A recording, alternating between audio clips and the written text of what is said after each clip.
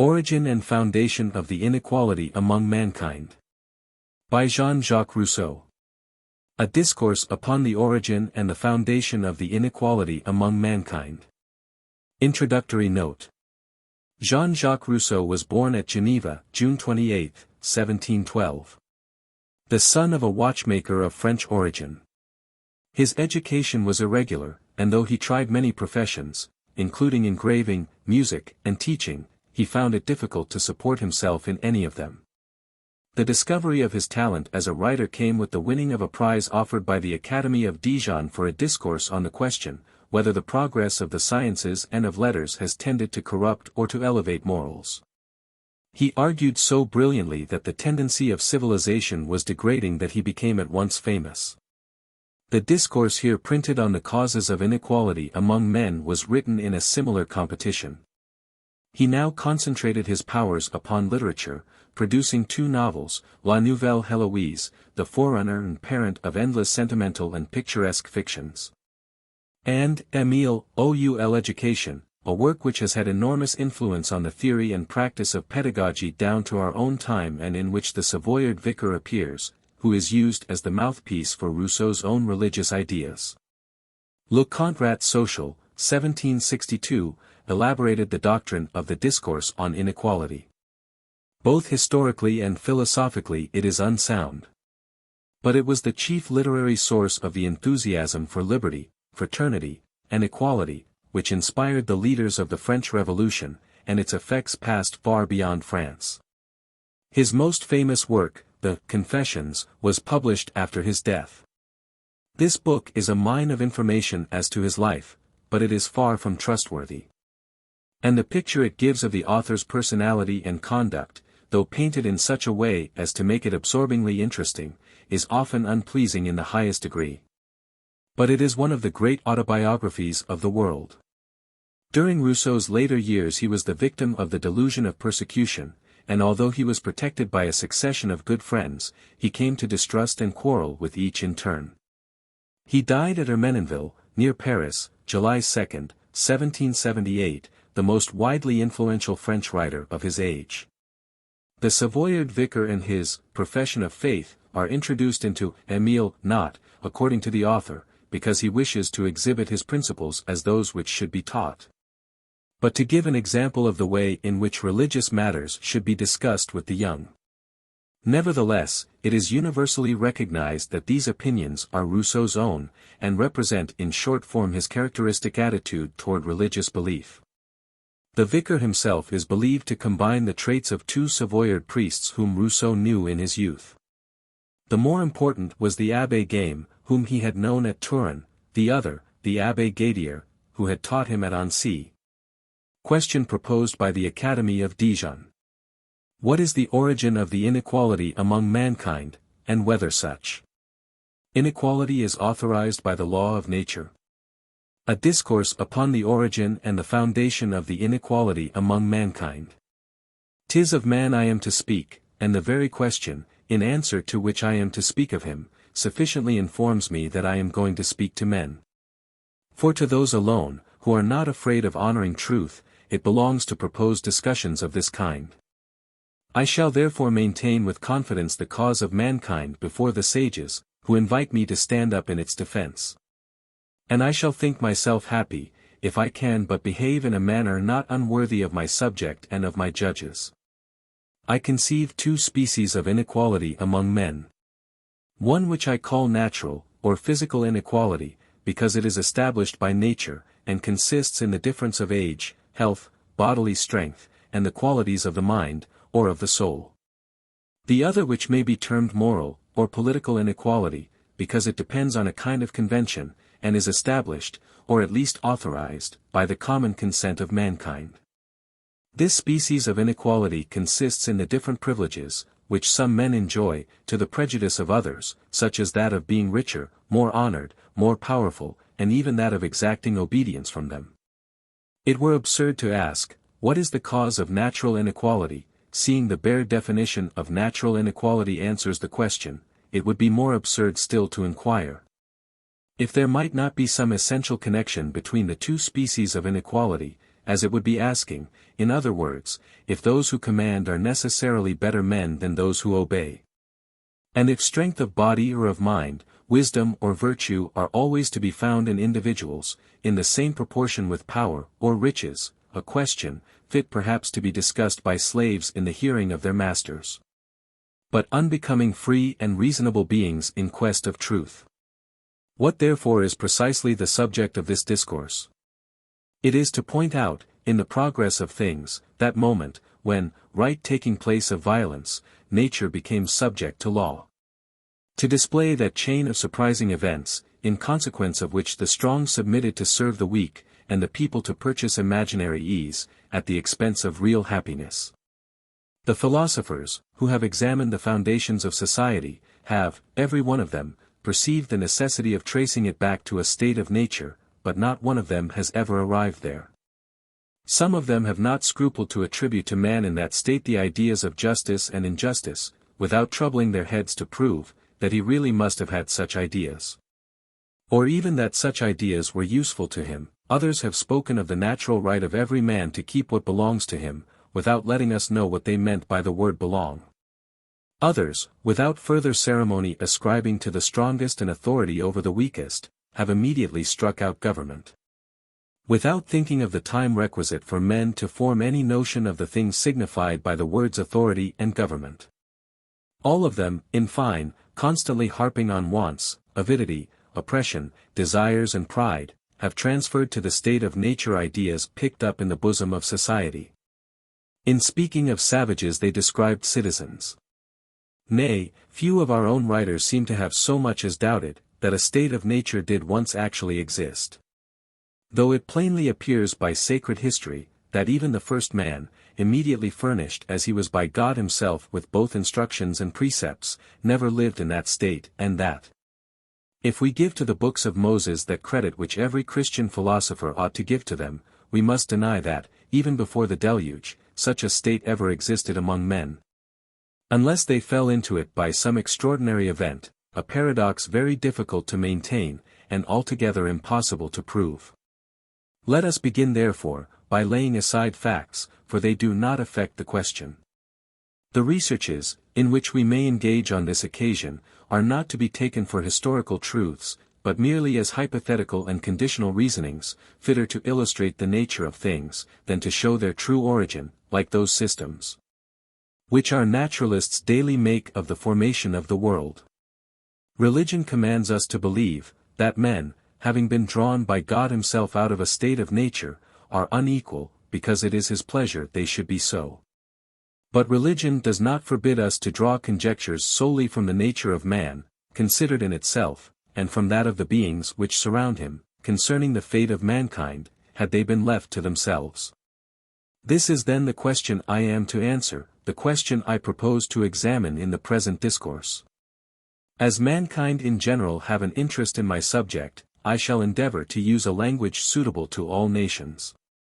Or rather, forgetting the circumstances of time and place in order to think of nothing but the men I speak to, I shall suppose myself in the Lyceum of Athens, repeating the lessons of my masters before the Platos and the Xenocrates of that famous seat of philosophy as my judges, and in presence of the whole human species as my audience. O man, whatever country you may belong to, whatever your opinions may be, attend to my words.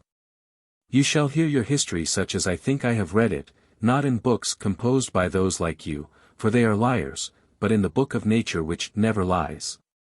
All that I shall repeat after her, must be true, without any intermixture of falsehood, but where I may happen, without intending it, to introduce my own conceits. The times I am going to speak of are very remote. How much you are changed from what you once were. 'Tis in a manner the life of your species that I am going to write, from the qualities which you have received, and which your education and your habits could deprave, but could not destroy. There is, I am sensible, an age at which every individual of you would choose to stop, and you will look out for the age at which, had you your wish, your species had stopped. Uneasy at your present condition for reasons which threaten your unhappy posterity with still greater uneasiness, you will perhaps wish it were in your power to go back.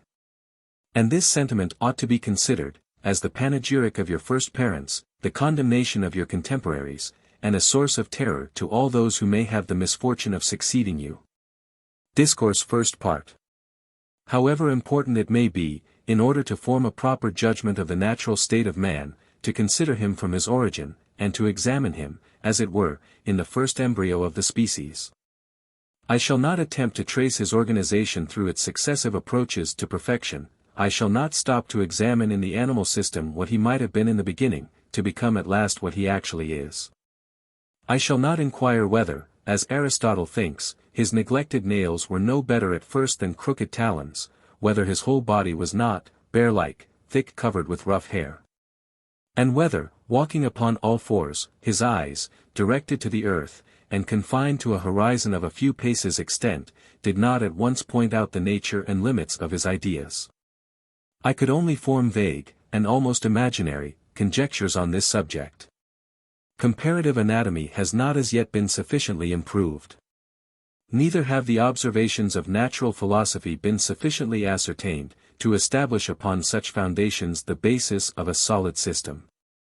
For this reason, without having recourse to the supernatural informations with which we have been favored on this head, or paying any attention to the changes that must have happened in the conformation of the interior and exterior parts of man's body, in proportion as he applied his members to new purposes, and took to new aliments, I shall suppose his conformation to have always been what we now behold it.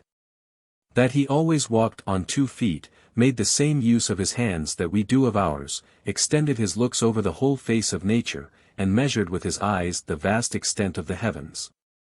If I strip this being, thus constituted, of all the supernatural gifts which he may have received, and of all the artificial faculties, which we could not have acquired but by slow degrees. If I consider him, in a word, such as he must have issued from the hands of nature, I see an animal less strong than some, and less active than others, but, upon the whole, the most advantageously organized of any.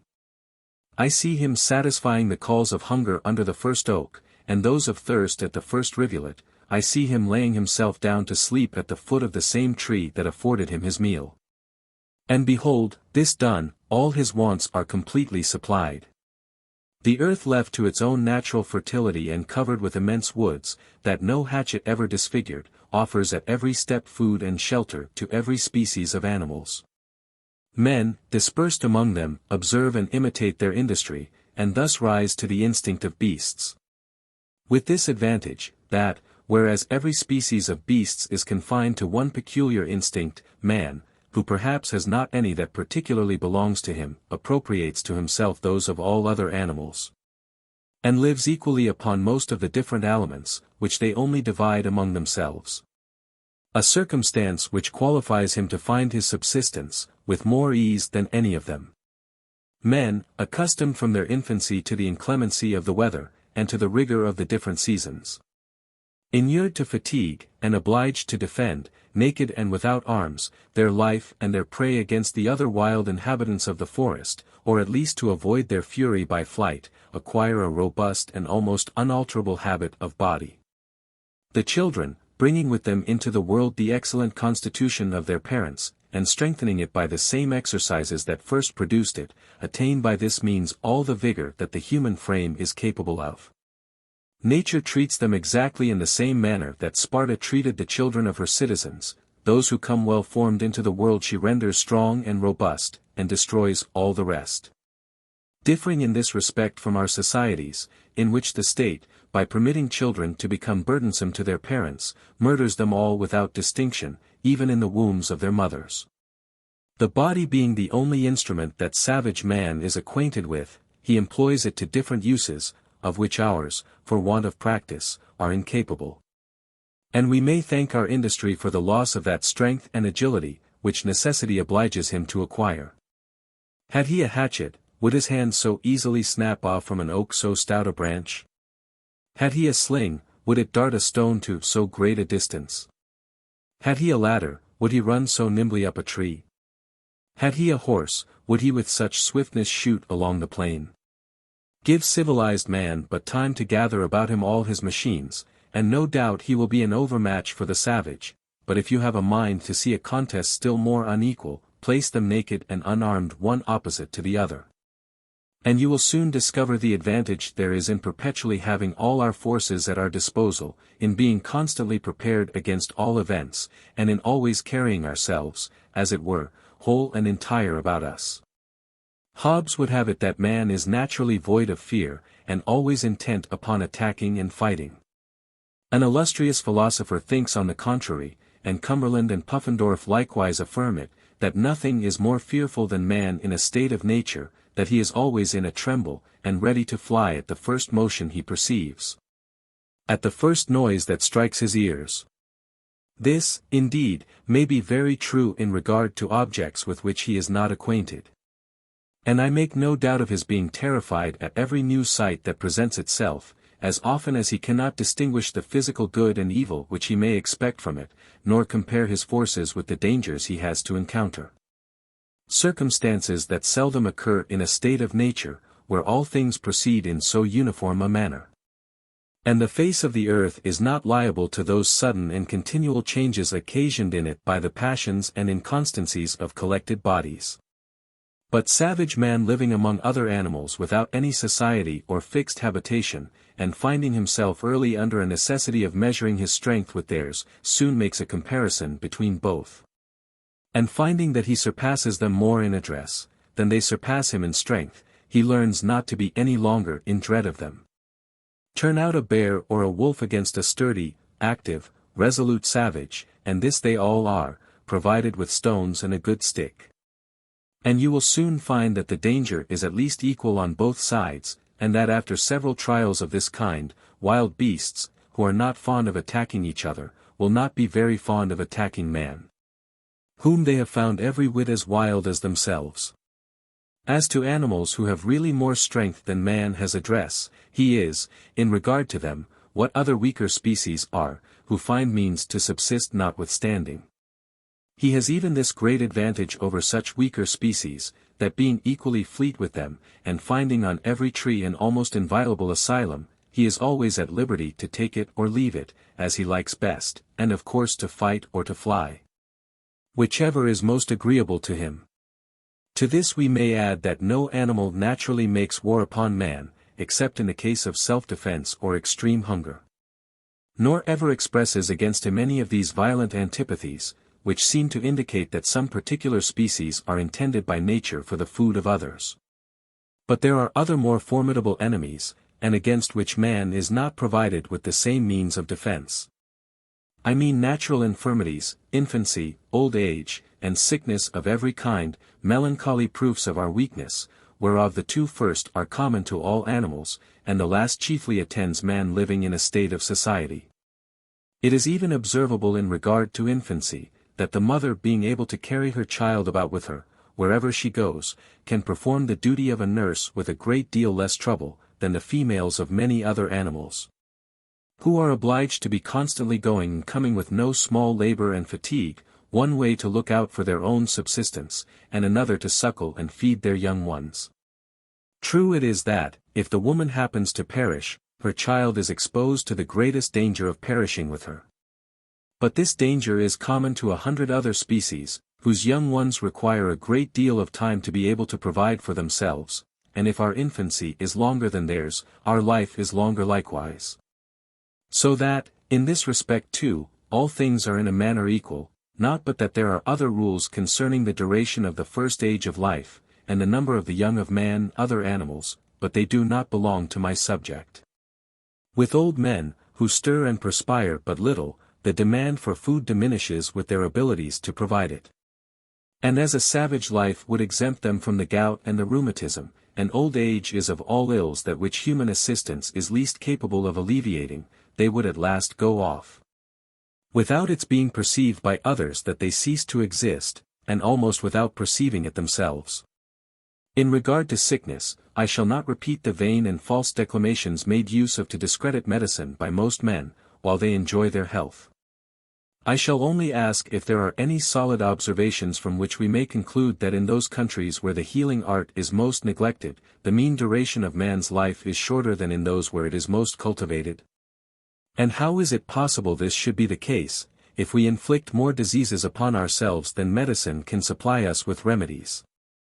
The extreme inequalities in the manner of living of the several classes of mankind, the excess of idleness in some, and of labor in others, the facility of irritating and satisfying our sensuality and our appetites.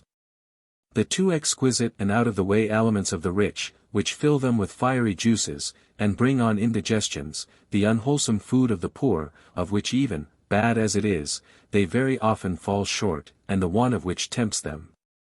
Every opportunity that offers, to eat greedily and overload their stomachs. Watchings, excesses of every kind, immoderate transports of all the passions, fatigues, waste of spirits, in a word, the numberless pains and anxieties annexed to every condition, and which the mind of man is constantly a prey to.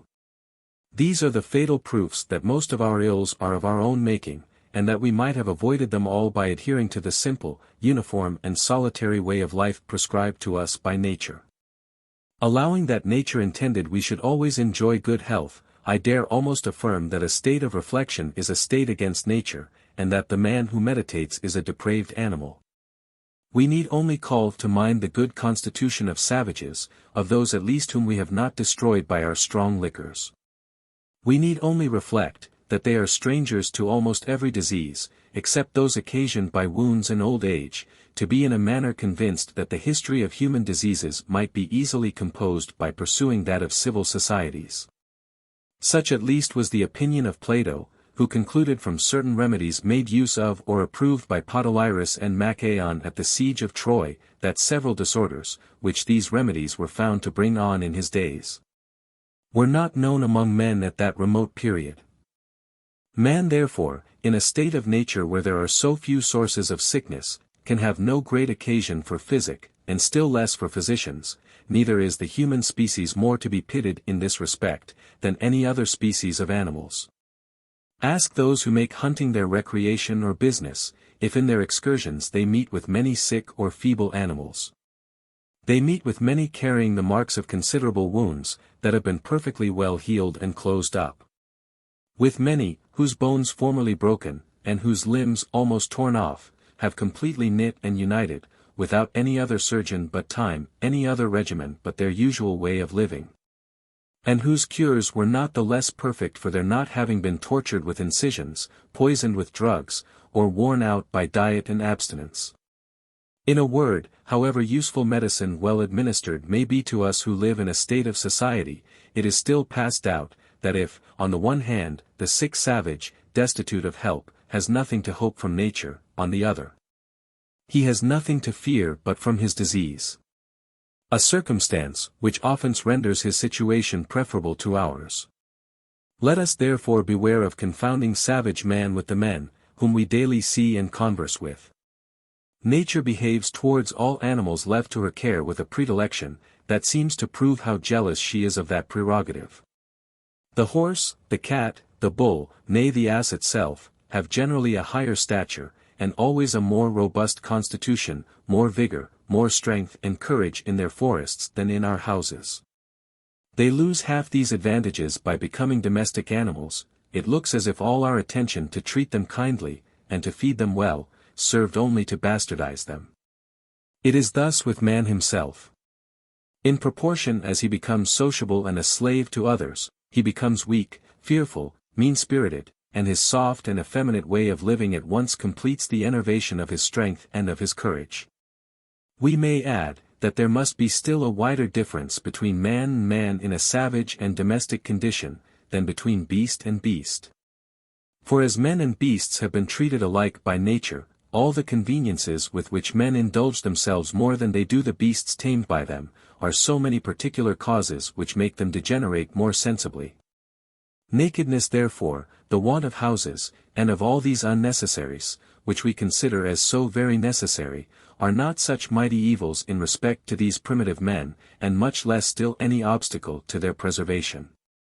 Their skins, it is true, are destitute of hair, but then they have no occasion for any such covering in warm climates, and in cold climates they soon learn to apply to that use those of the animals they have conquered.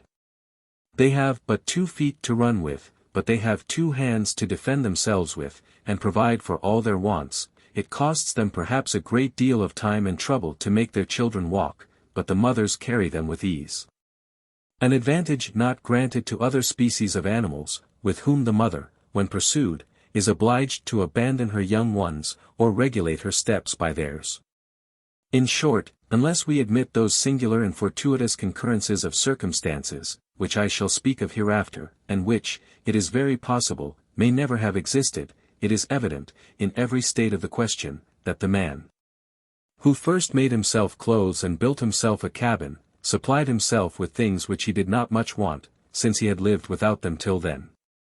And why should he not have been able to support in his riper years, the same kind of life, which he had supported from his infancy?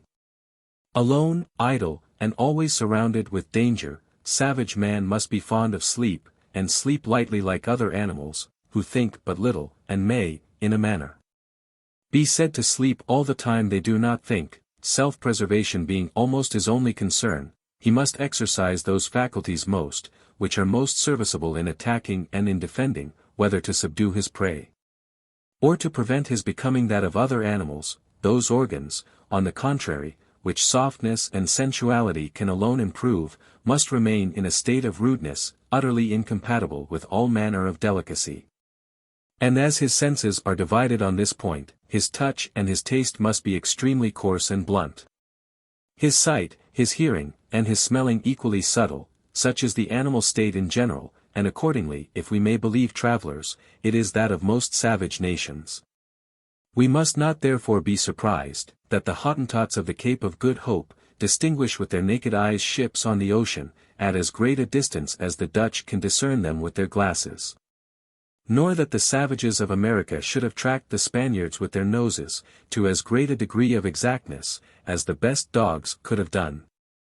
Nor that all these barbarous nations support nakedness without pain, use such large quantities of pimento to give their food a relish, and drink like water the strongest liquors of Europe. As yet I have considered man merely in his physical capacity, let us now endeavor to examine him in a metaphysical and moral light. I can discover nothing in any mere animal but an ingenious machine, to which nature has given senses to wind itself up, and guard, to a certain degree, against everything that might destroy or disorder it. I perceive the very same things in the human machine, with this difference, that nature alone operates in all the operations of the beast, whereas man, as a free agent, has a share in his. One chooses by instinct, the other by an act of liberty. For which reason the beast cannot deviate from the rules that have been prescribed to it, even in cases where such deviation might be useful, and man often deviates from the rules laid down for him to his prejudice. Thus a pigeon would starve near a dish of the best flesh meat, and a cat on a heap of fruit or corn, though both might very well support life with the food which they thus disdain. Did they but bethink themselves to make a trial of it, it is in this manner dissolute men run into excesses, which bring on fevers and death itself. Because the mind depraves the senses, and when nature ceases to speak, the will still continues to dictate. All animals must be allowed to have ideas, since all animals have senses. They even combine their ideas to a certain degree, and, in this respect, it is only the difference of such degree, that constitutes the difference between man and beast. Some philosophers have even advanced that there is a greater difference between some men and some others, than between some men and some beasts. It is not therefore so much the understanding that constitutes, among animals, the specifical distinction of man, as his quality of a free agent. Nature speaks to all animals, and beasts obey her voice. Man feels the same impression, but he at the same time perceives that he is free to resist or to acquiesce. And it is in the consciousness of this liberty, that the spirituality of his soul chiefly appears, for natural philosophy explains, in some measure, the mechanism of the senses and the formation of ideas.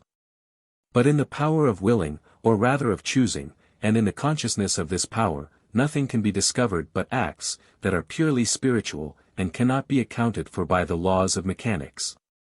But though the difficulties, in which all these questions are involved, should leave some room to dispute on this difference between man and beast, there is another very specific quality that distinguishes them. And a quality which will admit of no dispute. This is the faculty of improvement, a faculty which, as circumstances offer, successively unfolds all the other faculties, and resides among us not only in the species, but in the individuals that compose it. Whereas a beast is, at the end of some months, all he ever will be during the rest of his life, and his species, at the end of 1,000 years, precisely what it was the first year of that long period. Why is man alone subject to dotage? Is it not, because he thus returns to his primitive condition? And because, while the beast, which has acquired nothing and has likewise nothing to lose, continues always in possession of his instinct, man, losing by old age, or by accident, all the acquisitions he had made in consequence of his perfectibility, thus falls back even lower than beasts themselves. It would be a melancholy necessity for us to be obliged to allow, that this distinctive and almost unlimited faculty is the source of all man's misfortunes. That it is this faculty, which, though by slow degrees, draws them out of their original condition, in which his days would slide away insensibly in peace and innocence. That it is this faculty, which, in a succession of ages, produces his discoveries and mistakes, his virtues and his vices, and, at long run, renders him both his own and nature's tyrant. It would be shocking to be obliged to commend, as a beneficent being, whoever he was that first suggested to the Orinoco Indians the use of those boards which they bind on the temples of their children, and which secure to them the enjoyment of some part at least of their natural imbecility and happiness. Savage man, abandoned by nature to pure instinct, or rather indemnified for that which has perhaps been denied to him by faculties capable of immediately supplying the place of it, and of raising him afterwards but great deal higher, would therefore begin with functions that were merely animal.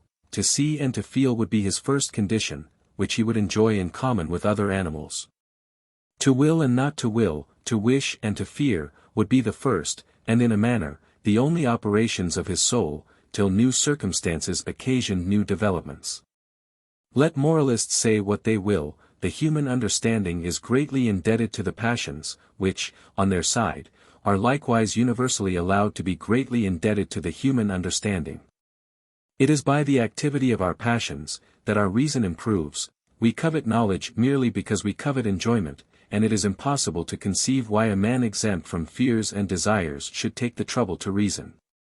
The passions, in their turn, owe their origin to our wants, and their increase to our progress in science, for we cannot desire or fear anything, but in consequence of the ideas we have of it, or of the simple impulses of nature. And savage man, destitute of every species of knowledge, experiences no passions but those of this last kind. His desires never extend beyond his physical wants, he knows no goods but food, a female, and rest, he fears no evil but pain, and hunger. I say pain, and not death, for no animal, merely as such, will ever know what it is to die, and the knowledge of death, and of its terrors, is one of the first acquisitions made by man, in consequence of his deviating from the animal state. I could easily, were it requisite, cite facts in support of this opinion, and show, that the progress of the mind has everywhere kept pace exactly with the wants, to which nature had left the inhabitants exposed, or to which circumstances had subjected them, and consequently to the passions, which inclined them to provide for these wants. I could exhibit in Egypt the arts starting up, and extending themselves with the inundations of the Nile. I could pursue them in their progress among the Greeks, where they were seen to bud forth, grow, and rise to the heavens, in the midst of the sands and rocks of Attica, without being able to take root on the fertile banks of the Eurotas. I would observe that, in general, the inhabitants of the north are more industrious than those of the south, because they can less do without industry. As if nature thus meant to make all things equal, by giving to the mind that fertility she has denied to the soil. But exclusive of the uncertain testimonies of history, who does not perceive that everything seems to remove from savage man the temptation and the means of altering his condition? His imagination paints nothing to him. His heart asks nothing from him. His moderate wants are so easily supplied with what he everywhere finds ready to his hand, and he stands at such a distance from the degree of knowledge requisite to covet more, that he can neither have foresight nor curiosity. The spectacle of nature, by growing quite familiar to him, becomes at last equally indifferent. It is constantly the same order, constantly the same revolutions, he has not sense enough to feel surprise at the sight of the greatest wonders. And it is not in his mind we must look for that philosophy, which man must have to know how to observe once, what he has every day seen. His soul, which nothing disturbs, gives itself up entirely to the consciousness of its actual existence, without any thought of even the nearest futurity, and his projects, equally confined with his views, scarce extend to the end of the day. Such is, even at present, the degree of foresight in the Caribbean. He sells his cotton bed in the morning, and comes in the evening, with tears in his eyes, to buy it back, not having foreseen that he should want it again the next night. The more we meditate on this subject, the wider does the distance between mere sensation and the most simple knowledge become in our eyes. And it is impossible to conceive how man, by his own powers alone, without the assistance of communication, and the spur of necessity, could have got over so great an interval. How many ages perhaps revolved, before men beheld any other fire but that of the heavens? How many different accidents must have concurred to make them acquainted with the most common uses of this element? How often have they let it go out, before they knew the art of reproducing it?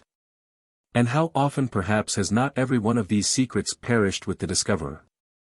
What shall we say of agriculture, an art which requires so much labor and foresight, which depends upon other arts? Which, it is very evident, cannot be practiced but in a society, if not a formed one, at least one of some standing, and which does not so much serve to draw aliments from the earth, for the earth would yield them without all that trouble, as to oblige her to produce those things, which we like best, preferably to others. But let us suppose that men had multiplied to such a degree, that the natural products of the earth no longer sufficed for their support. A supposition which, by the by, would prove that this kind of life would be very advantageous to the human species. Let us suppose that, without forge or anvil, the instruments of husbandry had dropped from the heavens into the hands of savages, that these men had got the better of that mortal aversion they all have for constant labor. That they had learned to foretell their wants at so great a distance of time, that they had guessed exactly how they were to break the earth, commit their seed to it, and plant trees. That they had found out the art of grinding their corn, and improving by fermentation the juice of their grapes. All operations which we must allow them to have learned from the gods, since we cannot conceive how they should make such discoveries of themselves. After all these fine presents, what man would be mad enough to cultivate a field, that may be robbed by the first comer, man or beast, who takes a fancy to the produce of it? And would any man consent to spend his day in labor and fatigue, when the rewards of his labor and fatigue became more and more precarious in proportion to his want of them? In a word, how could this situation engage men to cultivate the earth, as long as it was not parcelled out among them, that is, as long as a state of nature subsisted? Though we should suppose savage man as well versed in the art of thinking, as philosophers make him. Though we were, after them, to make him a philosopher himself, discovering of himself the sublimest truths, forming to himself, by the most abstract arguments, maxims of justice and reason drawn from the love of order in general, or from the known will of his Creator, in a word, though we were to suppose his mind as intelligent and enlightened, as it must, and is, in fact, found to be dull and stupid. What benefit would the species receive from all these metaphysical discoveries, which could not be communicated, but must perish with the individual who had made them? What progress could mankind make in the forests, scattered up and down among the other animals? And to what degree could men mutually improve and enlighten each other, when they had no fixed habitation, nor any need of each other's assistance? When the same persons scarcely met twice in their whole lives, and on meeting neither spoke to, or so much as knew each other? Let us consider how many ideas we owe to the use of speech. How much grammar exercises, and facilitates the operations of the mind. Let us, besides, reflect on the immense pains and time that the first invention of languages must have required. Let us add these reflections to the preceding. And then we may judge how many thousand ages must have been requisite to develop successively the operations, which the human mind is capable of producing. I must now beg leave to stop one moment to consider the perplexities attending the origin of languages. I might here barely cite or repeat the researches made, in relation to this question, by the Abbé de Condillac, which all fully confirm my system, and perhaps even suggested to me the first idea of it. But, as the manner, in which the philosopher resolves the difficulties of his own starting, concerning the origin of arbitrary signs, shows that he supposes, what I doubt, namely a kind of society already established among the inventors of languages. I think it my duty, at the same time that I refer to his reflections, to give my own, in order to expose the same difficulties in a light suitable to my subject. The first that offers is how languages could become necessary. For as there was no correspondence between men, nor the least necessity for any, there is no conceiving the necessity of this invention, nor the possibility of it, if it was not indispensable. I might say, with many others, that languages are the fruit of the domestic intercourse between fathers, mothers, and children, but this, besides its not answering any difficulties, would be committing the same fault with those who, reasoning on the state of nature, transfer to it ideas collected in society, always consider families as living together under one roof, and their members as observing among themselves an union equally intimate and permanent with that which we see exist in a civil state, where so many common interests conspire to unite them. Whereas in this primitive state, as there were neither houses nor cabins, nor any kind of property, every one took up his lodging at random, and seldom continued above one night in the same place. Males and females united without any premeditated design, as chance, occasion, or desire brought them together, nor had they any great occasion for language to make known their thoughts to each other. They parted with the same ease. The mother suckled her children, when just born, for her own sake, but afterwards out of love and affection to them, when habit and custom had made them dear to her. But they no sooner gained strength enough to run about in quest of food than they separated even from her of their own accord. And as they scarce had any other method of not losing each other, than that of remaining constantly in each other's sight, they soon came to such a pass of forgetfulness, as not even to know each other, when they happened to meet again. I must further observe that the child having all his wants to explain, and consequently more things to say to his mother, than the mother can have to say to him, it is he that must be at the chief expense of invention. And the language he makes use of must be in a great measure his own work. This makes the number of languages equal to that of the individuals who are to speak them. And this multiplicity of languages is further increased by their roving and vagabond kind of life, which allows no idiom time enough to acquire any consistency. For to say that the mother would have dictated to the child the words he must employ to ask her this thing and that, may well enough explain in what manner languages, already formed, are taught. But it does not show us in what manner they are first formed. Let us suppose this first difficulty conquered. Let us for a moment consider ourselves at this side of the immense space, which must have separated the pure state of nature from that in which languages became necessary, and let us, after allowing such necessity, examine how languages could begin to be established. A new difficulty this, still more stubborn than the preceding, for if men stood in need of speech to learn to think, they must have stood in still greater need of the art of thinking to invent that of speaking. And though we could conceive how the sounds of the voice came to be taken for the conventional interpreters of our ideas, we should not be the nearer knowing who could have been the interpreters of this convention for such ideas, as, in consequence of their not having any sensible objects, could not be made manifest by gesture or voice. So that we can scarce form any tolerable conjectures concerning the birth of this art of communicating our thoughts, and establishing a correspondence between minds, a sublime art which, though so remote from its origin, philosophers still behold at such a prodigious distance from its perfection, that I never met with one of them bold enough to affirm it would ever arrive there, though the revolutions necessarily produced by time were suspended in its favor. Though prejudice could be banished from, or would be at least content to sit silent in the presence of our academies, and though these societies should consecrate themselves, entirely and during whole ages, to the study of this intricate object. The first language of man, the most universal and most energetic of all languages, in short, the only language he had occasion for, before there was a necessity of persuading assembled multitudes, was the cry of nature. As this cry was never extorted but by a kind of instinct in the most urgent cases, to implore assistance in great danger, or relief in great sufferings, it was of little use in the common occurrences of life, where more moderate sentiments generally prevail. When the ideas of men began to extend and multiply, and a closer communication began to take place among them, they labored to devise more numerous signs, and a more extensive language. They multiplied the inflections of the voice, and added to them gestures, which are, in their own nature, more expressive, and whose meaning depends less on any prior determination. They therefore expressed visible and movable objects by gestures, and those which strike the ear, by imitative sounds, but as gestures scarcely indicate anything except objects that are actually present or can be easily described, and visible actions, as they are not of general use, since darkness or the interposition of an opaque medium renders them useless, and as besides they require attention rather than excite it, men at length bethought themselves of substituting for them the articulations of voice, which, without having the same relation to any determinate object, are, in quality of instituted signs, fitter to represent all our ideas. A substitution, which could only have been made by common consent, and in a manner pretty difficult to practice by men, whose rude organs were unimproved by exercise.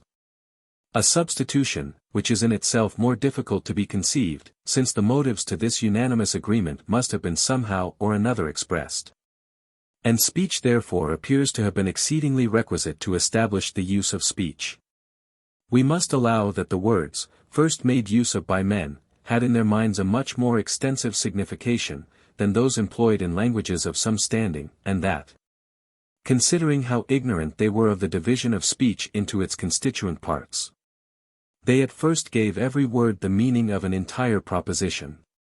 When afterwards they began to perceive the difference between the subject and attribute, and between verb and noun, a distinction which required no mean effort of genius, the substantives for a time were only so many proper names. The infinitive was the only tense, and as to adjectives, great difficulties must have attended the development of the idea that represents them, since every adjective is an abstract word, and abstraction is an unnatural and very painful operation. At first they gave every object a peculiar name, without any regard to its genus or species, things which these first institutors of language were in no condition to distinguish. And every individual presented itself solitary to their minds, as it stands in the table of nature. If they called one oak A, they called another oak B, so that their dictionary must have been more extensive in proportion as their knowledge of things was more confined.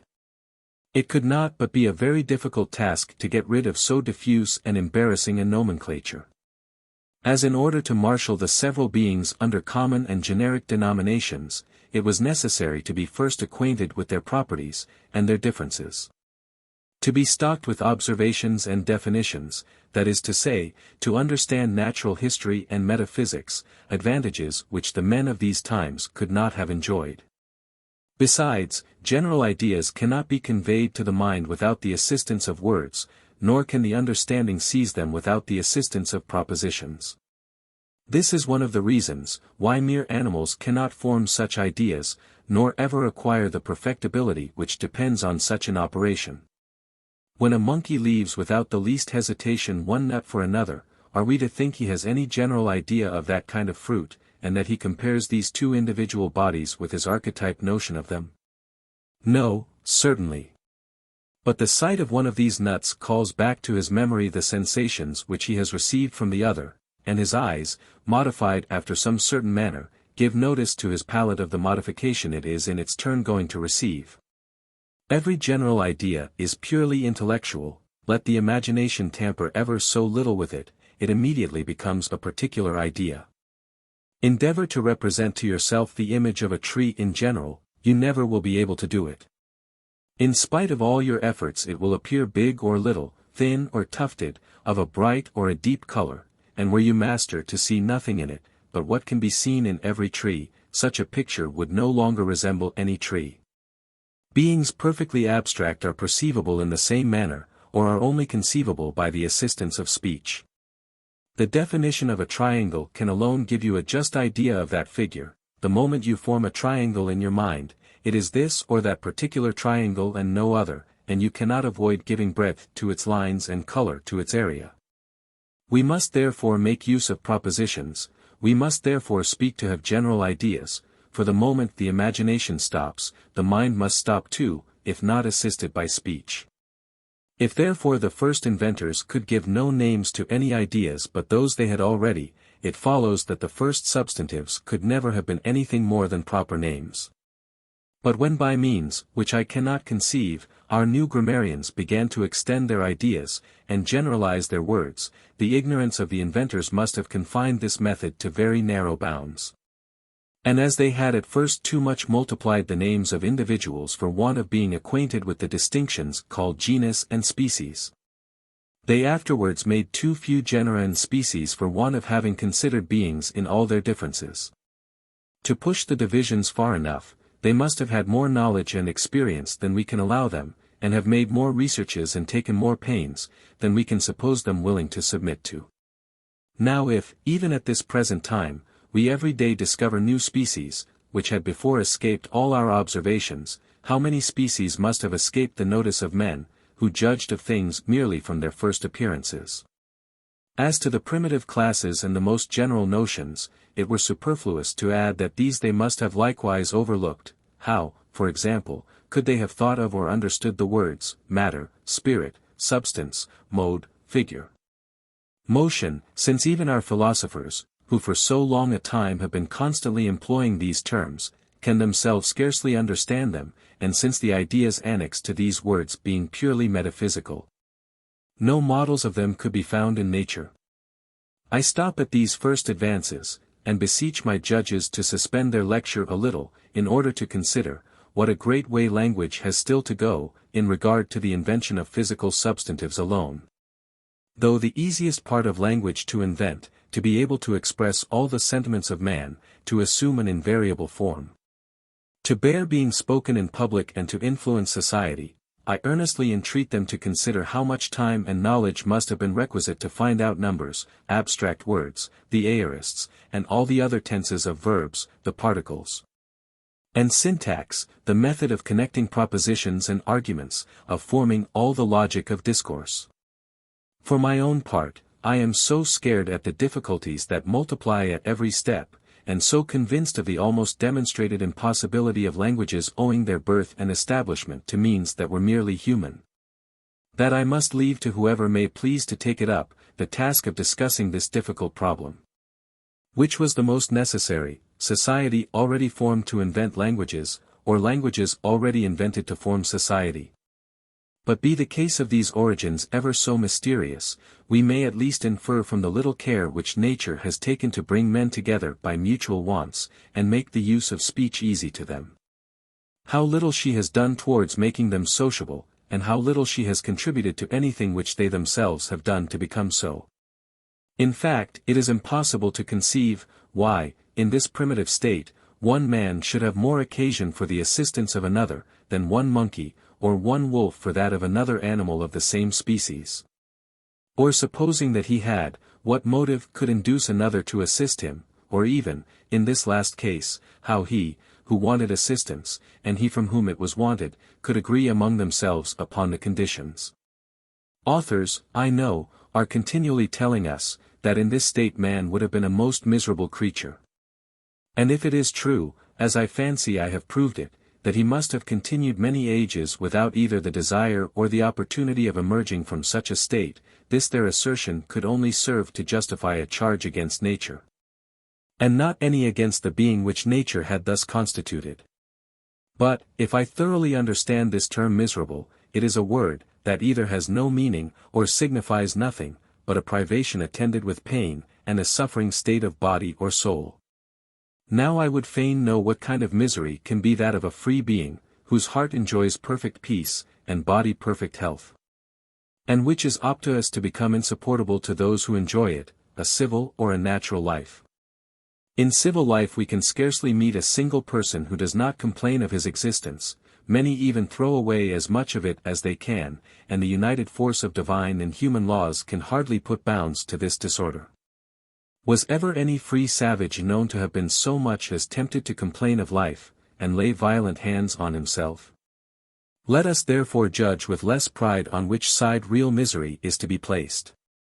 Nothing, on the contrary, must have been so unhappy as savage man, dazzled by flashes of knowledge, racked by passions, and reasoning on a state different from that in which he saw himself placed.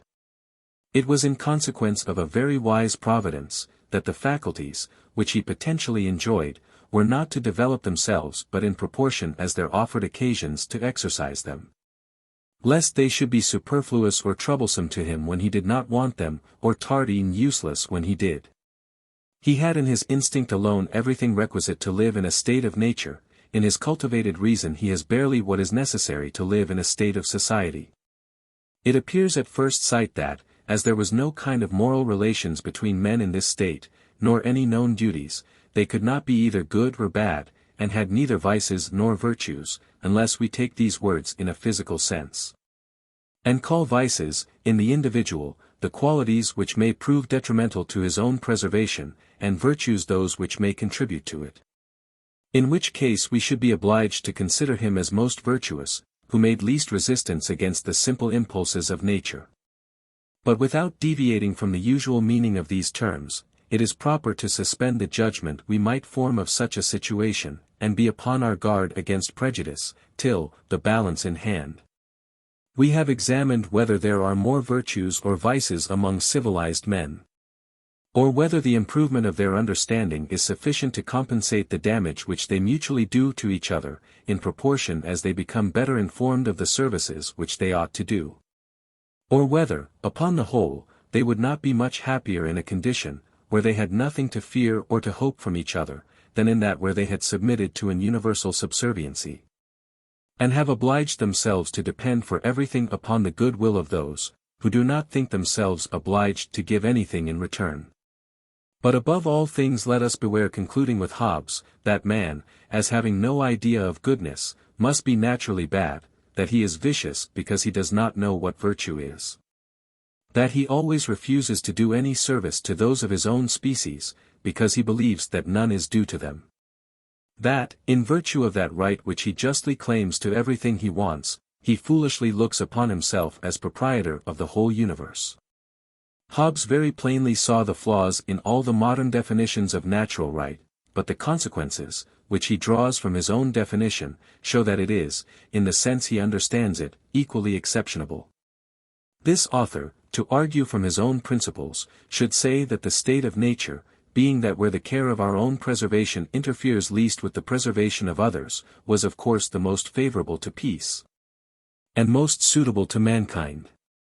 Whereas he advances the very reverse in consequence of his having injudiciously admitted, as objects of that care which savage man should take of his preservation, the satisfaction of numberless passions which are the work of society, and have rendered laws necessary. A bad man, says he, is a robust child. But this is not proving that savage man is a robust child, and though we were to grant that he was, what could this philosopher infer from such a concession? That if this man, when robust, depended on others as much as when feeble, there is no excess that he would not be guilty of. He would make nothing of striking his mother when she delayed ever so little to give him the breast. He would claw, and bite, and strangle without remorse the first of his younger brothers, that ever so accidentally jostled or otherwise disturbed him. But these are two contradictory suppositions in the state of nature, to be robust and dependent. Man is weak when dependent, and his own master before he grows robust. Hobbes did not consider that the same cause, which hinders savages from making use of their reason, as our jurisconsults pretend, hinders them at the same time from making an ill use of their faculties, as he himself pretends. So that we may say that savages are not bad, precisely because they don't know what it is to be good. For it is neither the development of the understanding, nor the curb of the law, but the calmness of their passions and their ignorance of vice that hinders them from doing ill, tantus plus in illis proficit vitiorum ignorantia, quam in his cognito virtutis. There is besides another principle that has escaped Hobbes, and which, having been given to man to moderate, on certain occasions, the blind and impetuous sallies of self-love, or the desire of self-preservation previous to the appearance of that passion, allays the ardor, with which he naturally pursues his private welfare, by an innate abhorrence to see beings suffer that resemble him. I shall not surely be contradicted, in granting to man the only natural virtue, which the most passionate detractor of human virtues could not deny him, I mean that of pity, a disposition suitable to creatures weak as we are, and liable to so many evils. A virtue so much the more universal, and withal useful to man, as it takes place in him of all manner of reflection, and so natural, that the beasts themselves sometimes give evident signs of it. Not to speak of the tenderness of mothers for their young, and of the dangers they face to screen them from danger, with what reluctance are horses known to trample upon living bodies. One animal never passes unmoved by the dead carcass of another animal of the same species. There are even some who bestow a kind of sepulture upon their dead fellows. And the mournful lowings of cattle, on their entering the slaughter-house, publish the impression made upon them by the horrible spectacle they are there struck with. It is with pleasure we see the author of the fable of the bees, forced to acknowledge man a compassionate and sensible being. And lay aside, in the example he offers to confirm it, his cold and subtle style, to place before us the pathetic picture of a man, who, with his hands tied up, is obliged to behold a beast of prey tear a child from the arms of his mother. And then with his teeth grind the tender limbs, and with his claws rend the throbbing entrails of the innocent victim. What horrible emotions must not such a spectator experience at the sight of an event which does not personally concern him? What anguish must he not suffer at his not being able to assist the fainting mother or the expiring infant? Such is the pure motion of nature, anterior to all manner of reflection. Such is the force of natural pity, which the most dissolute manners have as yet found it so difficult to extinguish, since we every day see, in our theatrical representation, those men sympathize with the unfortunate and weep at their sufferings, who, if in the tyrant's place, would aggravate the torments of their enemies. Mandeville was very sensible that men, in spite of all their morality, would never have been better than monsters, if nature had not given them pity to assist reason, but he did not perceive that from this quality alone flow all the social virtues, which he would dispute mankind the possession of. In fact, what is generosity, what clemency, what humanity, but pity applied to the weak, to the guilty, or to the human species in general? Even benevolence and friendship, if we judge right, will appear the effects of a constant pity, fixed upon a particular object, for to wish that a person may not suffer, what is it but to wish that he may be happy? Though it were true that commiseration is no more than a sentiment, which puts us in the place of him who suffers, a sentiment obscure but active in the savage, developed but dormant in civilized man. How could this notion affect the truth of what I advance, but to make it more evident? In fact, commiseration must be so much the more energetic, the more intimately the animal, that beholds any kind of distress, identifies himself with the animal that labors under it. Now it is evident that this identification must have been infinitely more perfect in the state of nature than in the state of reason. It is reason that engenders self-love, and reflection that strengthens it. It is reason that makes man shrink into himself, it is reason that makes him keep aloof from everything that can trouble or afflict him, it is philosophy that destroys his connections with other men. It is in consequence of her dictates that he mutters to himself at the sight of another in distress, "You may perish for aught I care, nothing can hurt me." Nothing less than those evils, which threaten the whole species, can disturb the calm sleep of the philosopher, and force him from his bed. One man may with impunity murder another under his windows. He has nothing to do but clap his hands to his ears, argue a little with himself to hinder nature, that startles within him, from identifying him with the unhappy sufferer. Savage man wants this admirable talent, and for want of wisdom and reason, is always ready foolishly to obey the first whispers of humanity. In riots and street brawls the populace flock together, the prudent man sneaks off. They are the dregs of the people, the poor basket and barrel women, that part the combatants, and hinder gentle folks from cutting one another's throats. It is therefore certain that pity is a natural sentiment, which, by moderating in every individual the activity of self-love, contributes to the mutual preservation of the whole species. It is this pity which hurries us without reflection to the assistance of those we see in distress. It is this pity which, in a state of nature, stands for laws, for manners, for virtue, with this advantage, that no one is tempted to disobey her sweet and gentle voice. It is this pity which will always hinder a robust savage from plundering a feeble child, or infirm old man, of the subsistence they have acquired with pain and difficulty.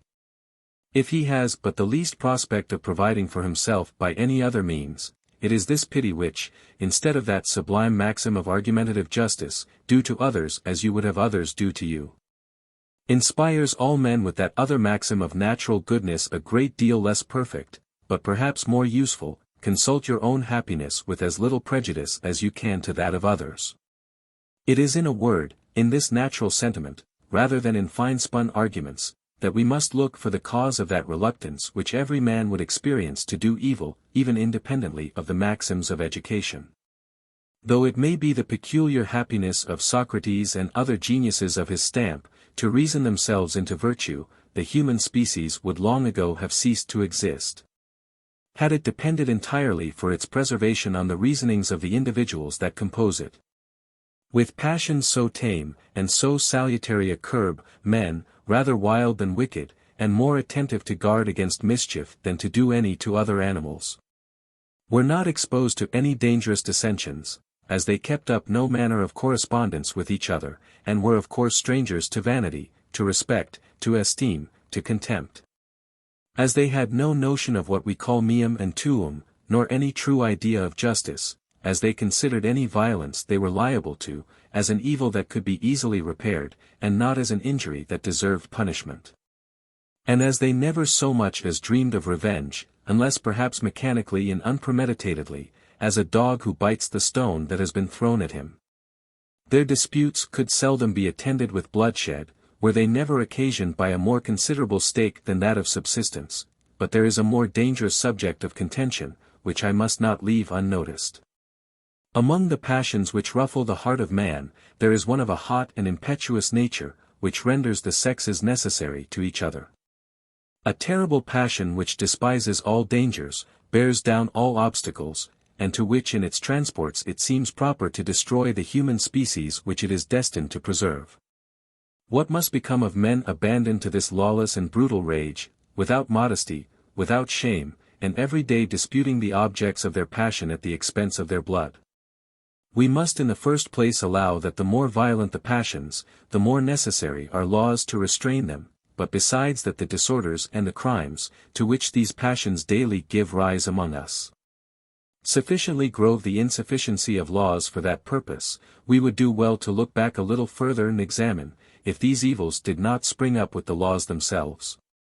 For at this rate, though the laws were capable of repressing these evils, it is the least that might be expected from them, seeing it is no more than stopping the progress of a mischief which they themselves have produced.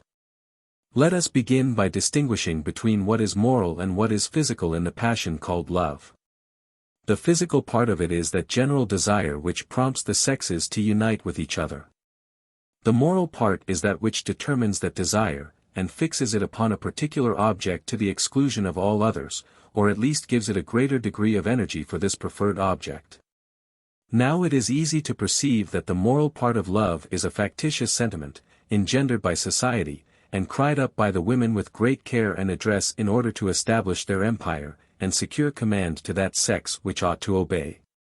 This sentiment, being founded on certain notions of beauty and merit which a savage is not capable of having, and upon comparisons which he is not capable of making, can scarcely exist in him, for as his mind was never in a condition to form abstract ideas of regularity and proportion, neither is his heart susceptible of sentiments of admiration and love, which, even without our perceiving it, are produced by our application of these ideas.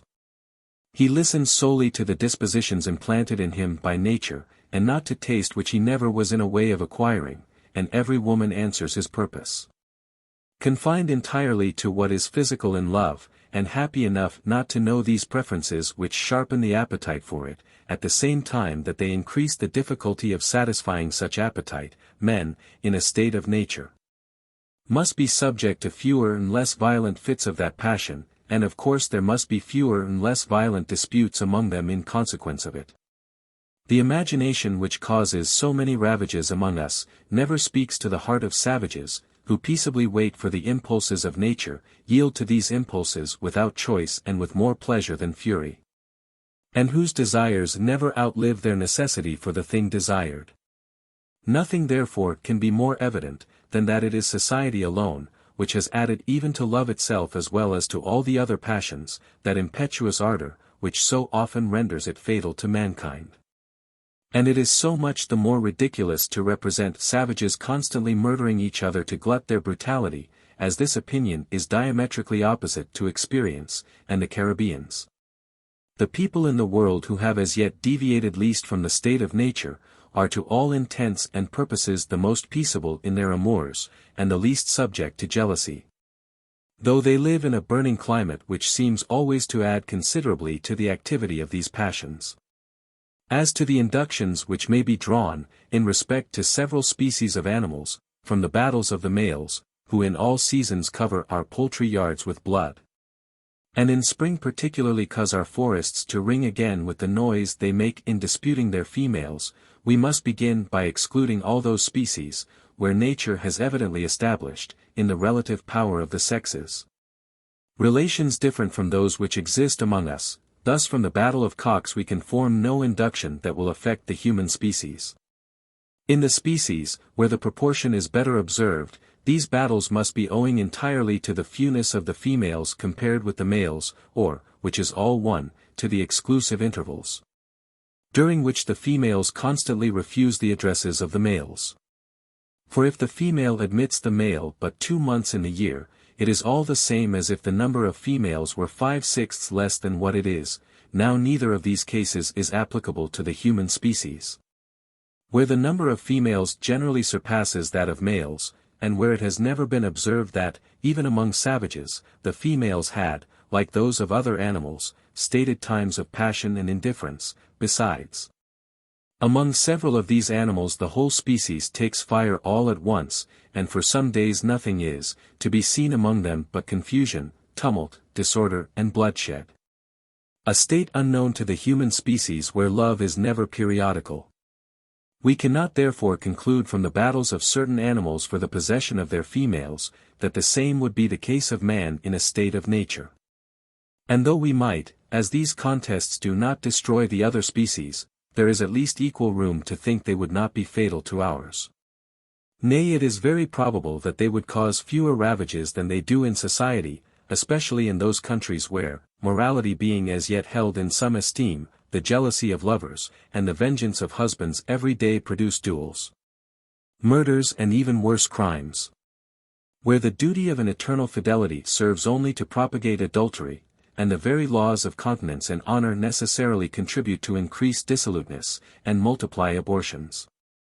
Let us conclude that savage man, wandering about in the forests, without industry, without speech, without any fixed residence, an equal stranger to war and every social connection, without standing in any shape in need of his fellows, as well as without any desire of hurting them, and perhaps even without ever distinguishing them individually one from the other, subject to few passions, and finding in himself all he wants, let us, I say, conclude that savage man thus circumstanced had no knowledge or sentiment but such as are proper to that condition, that he was alone sensible of his real necessities, took notice of nothing but what it was his interest to see, and that his understanding made as little progress as his vanity. If he happened to make any discovery, he could the less communicate it as he did not even know his children. The art perished with the inventor, there was neither education nor improvement, generations succeeded generations to no purpose. And as all constantly set out from the same point, whole centuries rolled on in the rudeness and barbarity of the first age, the species was grown old, while the individual still remained in a state of childhood. If I have enlarged so much upon the supposition of this primitive condition, it is because I thought it my duty, considering what ancient errors and inveterate prejudices I have to extirpate, to dig to the very roots, and show in a true picture of the state of nature, how much even natural inequality falls short in this state of that reality and influence which our writers ascribe to it. In fact, we may easily perceive that among the differences, which distinguish men, several pass for natural, which are merely the work of habit and the different kinds of life adopted by men living in a social way. Thus a robust or delicate constitution, and the strength and weakness which depend on it, are oftener produced by the hardy or effeminate manner in which a man has been brought up, than by the primitive constitution of his body. It is the same thus in regard to the forces of the mind. An education not only produces a difference between those minds which are cultivated and those which are not, but even increases that which is found among the first in proportion to their culture. For let a giant and a dwarf set out in the same path, the giant at every step will acquire a new advantage over the dwarf. Now, if we compare the prodigious variety in the education and manner of living of the different orders of men in a civil state, with the simplicity and uniformity that prevails in the animal and savage life, where all the individuals make use of the same elements, live in the same manner, and do exactly the same things, we shall easily conceive how much the difference between man and man in the state of nature must be less than in the state of society, and how much every inequality of institution must increase the natural inequalities of the human species. But though nature in the distribution of her gifts should really affect all the preferences that are ascribed to her, what advantage could the most favored derive from her partiality, to the prejudice of others, in a state of things which scarce admitted any kind of relation between her pupils? Of what service can beauty be, where there is no love? What will wit avail people who don't speak, or craft those who have no affairs to transact? Authors are constantly crying out, that the strongest would oppress the weakest. But let them explain what they mean by the word oppression. One man will rule with violence, another will groan under a constant subjection to all his caprices. This is indeed precisely what I observe among us, but I don't see how it can be said of savage men, into whose heads it would be a harder matter to drive even the meaning of the words domination and servitude. One man might, indeed, seize on the fruits which another had gathered, on the game which another had killed, on the cavern which another had occupied for shelter. But how is it possible he should ever exact obedience from him, and what chains of dependence can there be among men who possess nothing? If I am driven from one tree, I have nothing to do but look out for another. If one place is made uneasy to me, what can hinder me from taking up my quarters elsewhere? But suppose I should meet a man so much superior to me in strength, and withal so wicked, so lazy and so barbarous as to oblige me to provide for his subsistence while he remains idle. He must resolve not to take his eyes from me a single moment, to bind me fast before he can take the least nap, lest I should kill him or give him the slip during his sleep, that is to say, he must expose himself voluntarily to much greater troubles than what he seeks to avoid, than any he gives me. And after all, let him abate ever so little of his vigilance, let him at some sudden noise but turn his head another way, I am already buried in the forest, my fetters are broke, and he never sees me again. But without insisting any longer upon these details, every one must see that, as the bonds of servitude are formed merely by the mutual dependence of men one upon another and the reciprocal necessities which unite them, it is impossible for one man to enslave another, without having first reduced him to a condition in which he cannot live without the enslaver's assistance.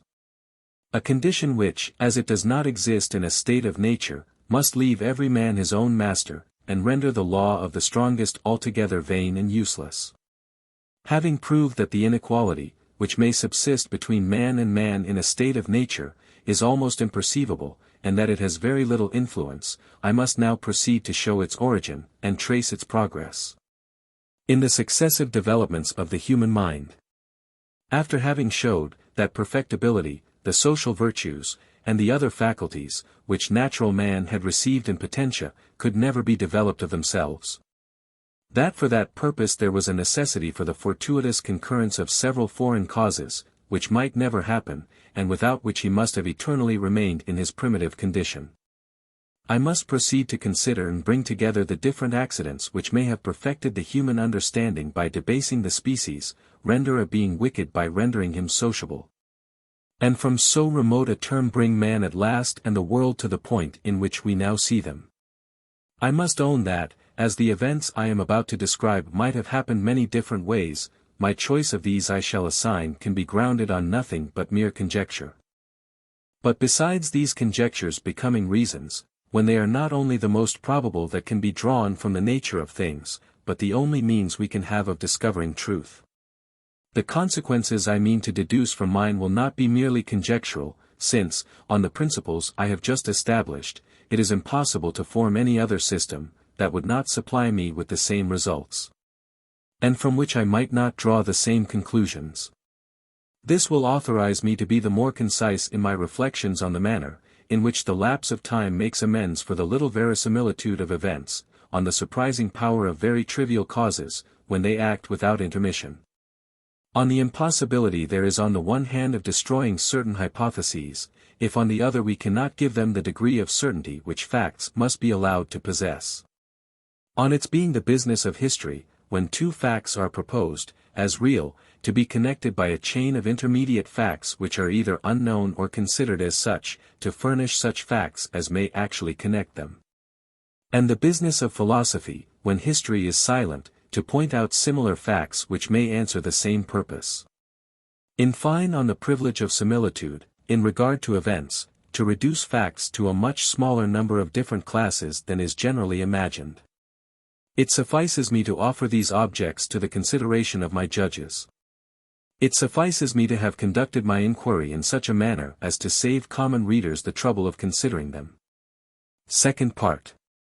The first man, who, after enclosing a piece of ground, took it into his head to say, "This is mine," and found people simple enough to believe him, was the true founder of civil society.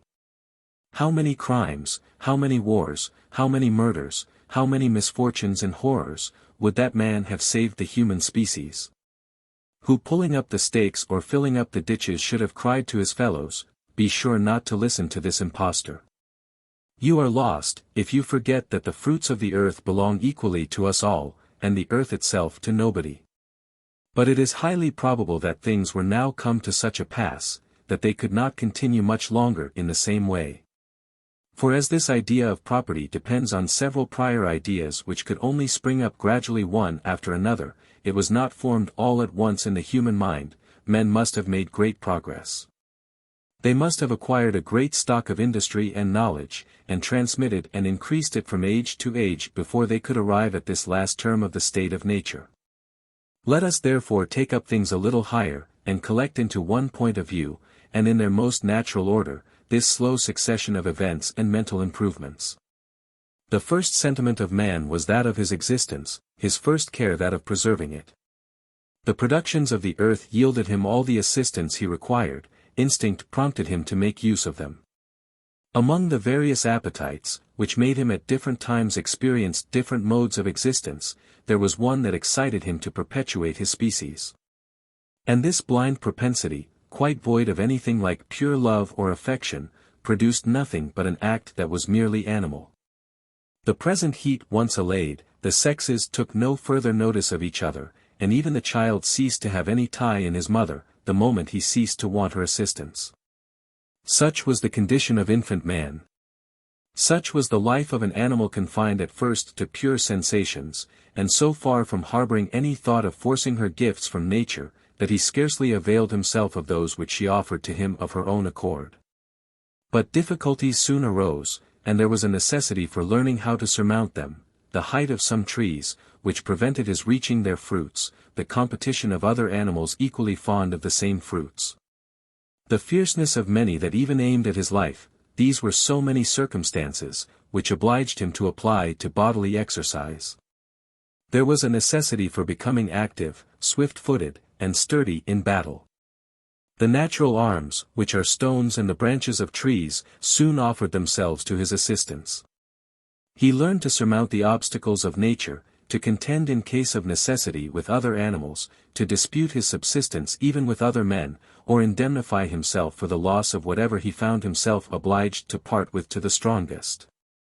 In proportion as the human species grew more numerous, and extended itself, its pains likewise multiplied and increased. The difference of soils, climates and seasons, might have forced men to observe some difference in their way of living. Bad harvests, long and severe winters, and scorching summers which parched up all the fruits of the earth, required extraordinary exertions of industry. On the sea shore, and the banks of rivers, they invented the line and the hook, and became fishermen and ichthyophagous. In the forests they made themselves bows and arrows, and became huntsmen and warriors. In the cold countries they covered themselves with the skins of the beasts they had killed. Thunder, a volcano, or some happy accident made them acquainted with fire, a new resource against the rigors of winter. They discovered the method of preserving this element, then that of reproducing it. And lastly the way of preparing with it the flesh of animals, which heretofore they devoured raw from the carcass. This reiterated application of various beings to himself, and to one another, must have naturally engendered in the mind of man the idea of certain relations. These relations, which we express by the words, great, little, strong, weak, swift, slow, fearful, bold, and the like, compared occasionally, and almost without thinking of it, produced in him some kind of reflection. Or rather a mechanical prudence, which pointed out to him the precautions most essential to his preservation and safety. The new lights resulting from this development increased his superiority over other animals, by making him sensible of it. He laid himself out to ensnare them, he played them 1,000 tricks. And though several surpassed him in strength or in swiftness, he in time became the master of those that could be of any service to him, and a sore enemy to those that could do him any mischief. 'Tis thus, that the first look he gave into himself produced the first emotion of pride in him. 'Tis thus that, at a time he scarce knew how to distinguish between the different ranks of existence, by attributing to his species the first rank among animals in general. He prepared himself at a distance to pretend to it as an individual among those of his own species in particular. Though other men were not to him what they are to us, and he had scarce more intercourse with them than with other animals, they were not overlooked in his observations.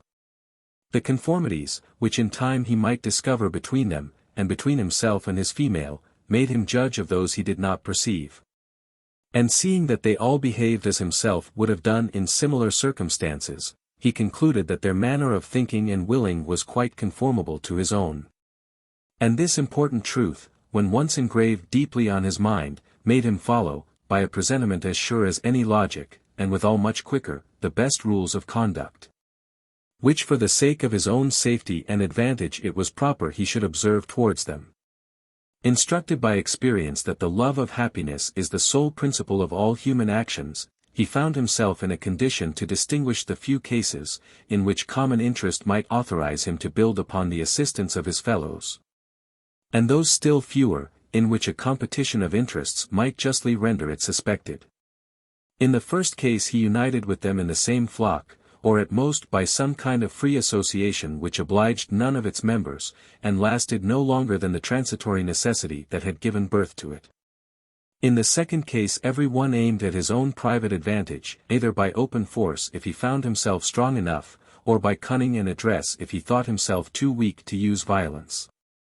Such was the manner in which men might have insensibly acquired some gross idea of their mutual engagements and the advantage of fulfilling them, but this only as far as their present and sensible interest required. For as to foresight they were utter strangers to it, and far from troubling their heads about a distant futurity, they scarce thought of the day following. Was a deer to be taken? Every one saw that to succeed he must faithfully stand to his post. But suppose a hare to have slipped by within reach of any one of them, it is not to be doubted but he pursued it without scruple, and when he had seized his prey never reproached himself with having made his companions miss theirs. We may easily conceive that such an intercourse scarce required a more refined language than that of crows and monkeys, which flock together almost in the same manner. Inarticulate exclamations, a great many gestures, and some imitative sounds, must have been for a long time the universal language of mankind, and by joining to these in every country some articulate and conventional sounds, of which, as I have already hinted, it is not very easy to explain the institution, there arose particular languages, but rude, imperfect, and such nearly as are to be found at this day among several savage nations. My pen straitened by the rapidity of time, the abundance of things I have to say, and the almost insensible progress of the first improvements, flies like an arrow over numberless ages, for the slower the succession of events, the quicker I may allow myself to be in relating them. At length, these first improvements enabled man to improve at a greater rate. Industry grew perfect in proportion as the mind became more enlightened. Men soon ceasing to fall asleep under the first tree, or take shelter in the first cavern, lit upon some hard and sharp kinds of stone resembling spades or hatchets, and employed them to dig the ground, cut down trees, and with the branches build huts, which they afterwards bethought themselves of plastering over with clay or dirt. This was the epoch of a first revolution, which produced the establishment and distinction of families, and which introduced a species of property, and along with it perhaps 1,000 quarrels and battles. As the strongest however were probably the first to make themselves cabins, which they knew they were able to defend, we may conclude that the weak found it much shorter and safer to imitate than to attempt to dislodge them, and as to those who were already provided with cabins, no one could have any great temptation to seize upon that of his neighbor, not so much because it did not belong to him, as because it could be of no service to him. And as besides to make himself master of it, he must expose himself to a very sharp conflict with the present occupiers. The first developments of the heart were the effects of a new situation, which united husbands and wives, parents and children, under one roof. The habit of living together gave birth to the sweetest sentiments the human species is acquainted with, conjugal and paternal love. Every family became a little society, so much the more firmly united, as a mutual attachment and liberty were the only bonds of it. And it was now that the sexes, whose way of life had been hitherto the same, began to adopt different manners and customs. The women became more sedentary, and accustomed themselves to stay at home and look after the children, while the men rambled abroad in quest of subsistence for the whole family.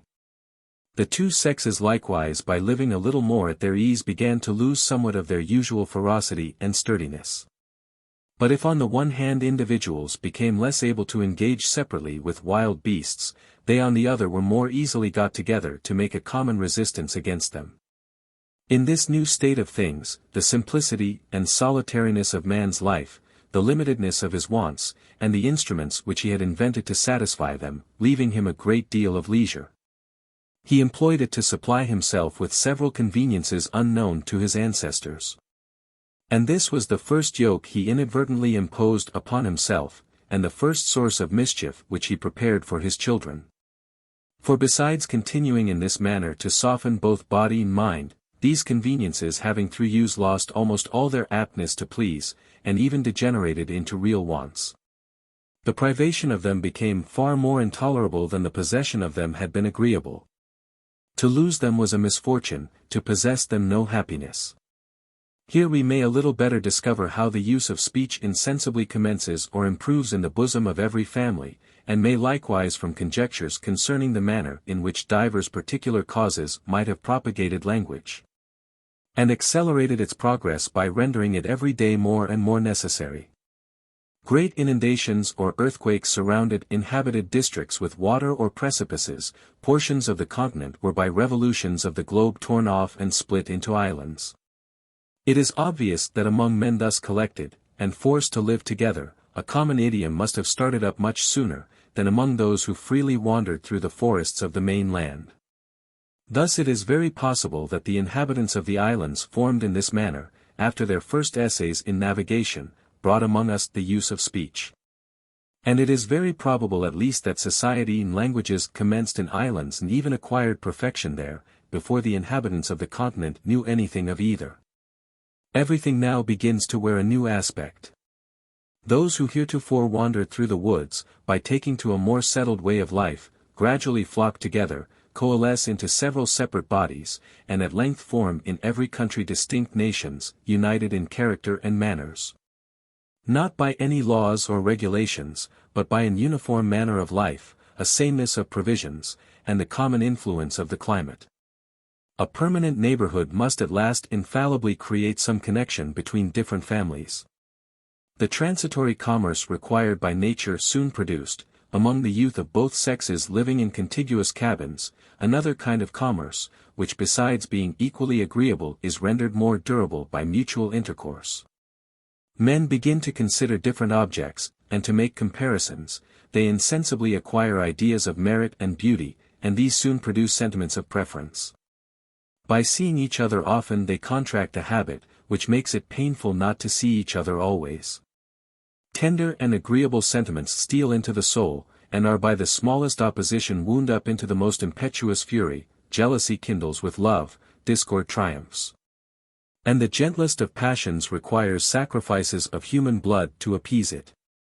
In proportion as ideas and sentiments succeed each other, and the head and the heart exercise themselves, men continue to shake off their original wildness, and their connections become more intimate and extensive.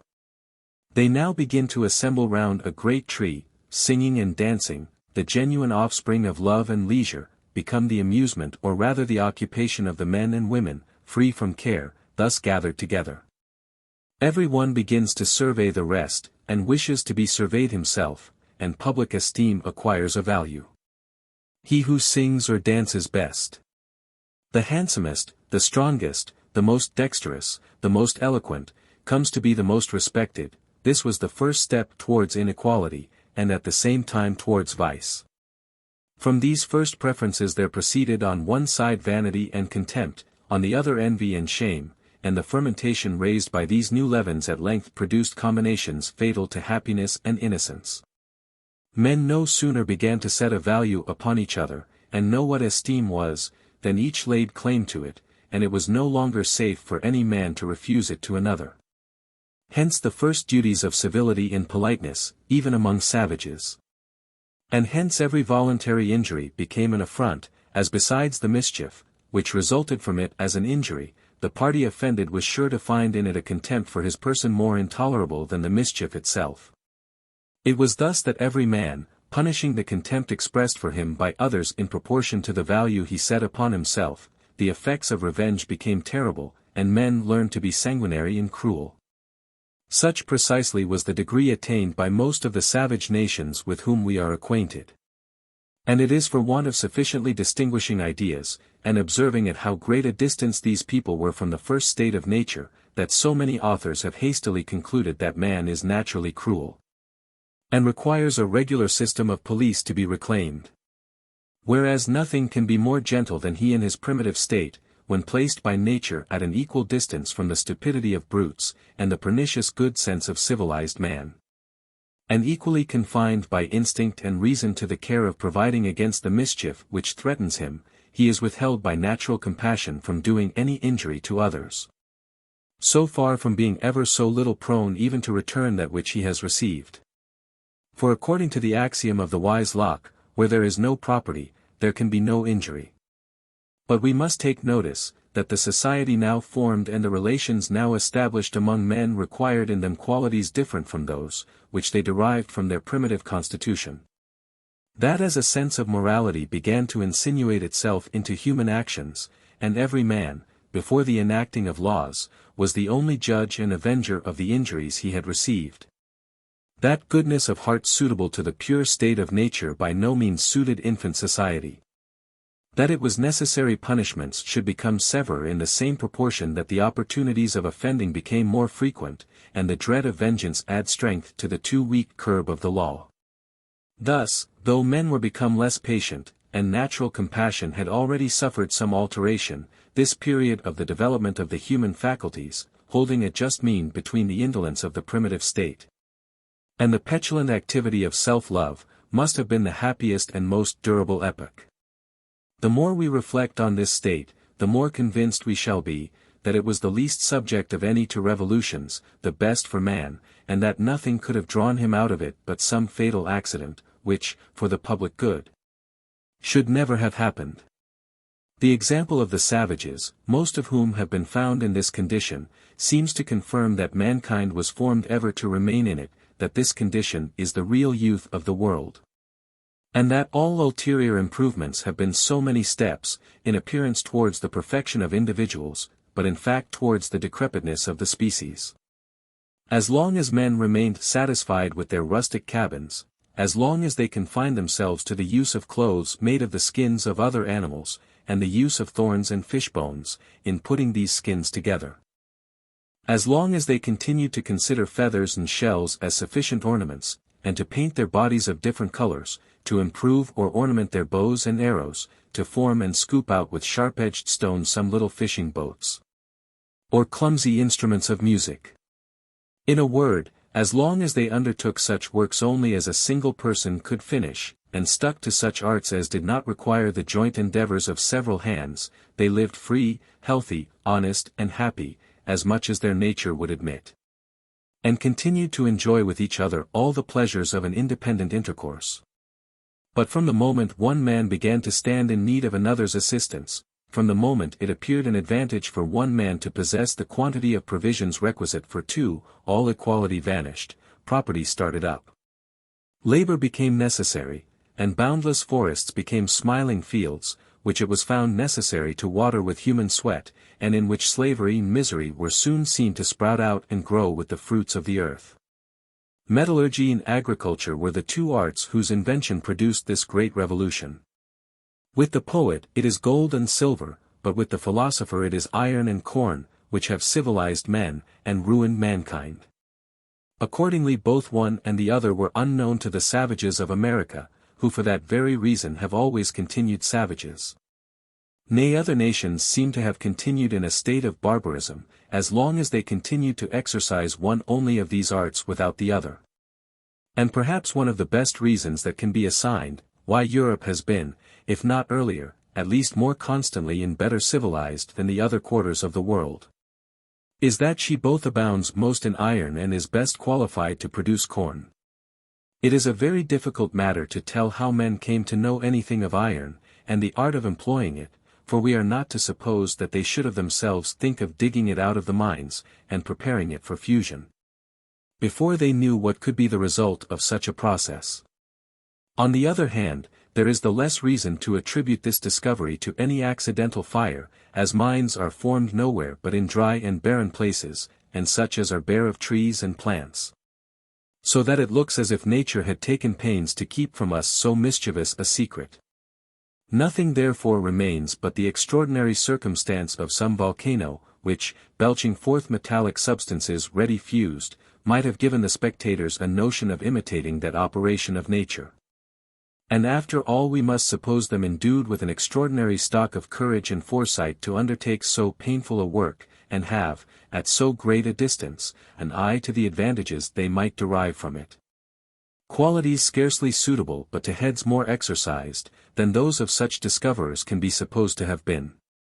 As to agriculture, the principles of it were known a long time before the practice of it took place, and it is hardly possible that men, constantly employed in drawing their subsistence from trees and plants, should not have early hit on the means employed by nature for the generation of vegetables.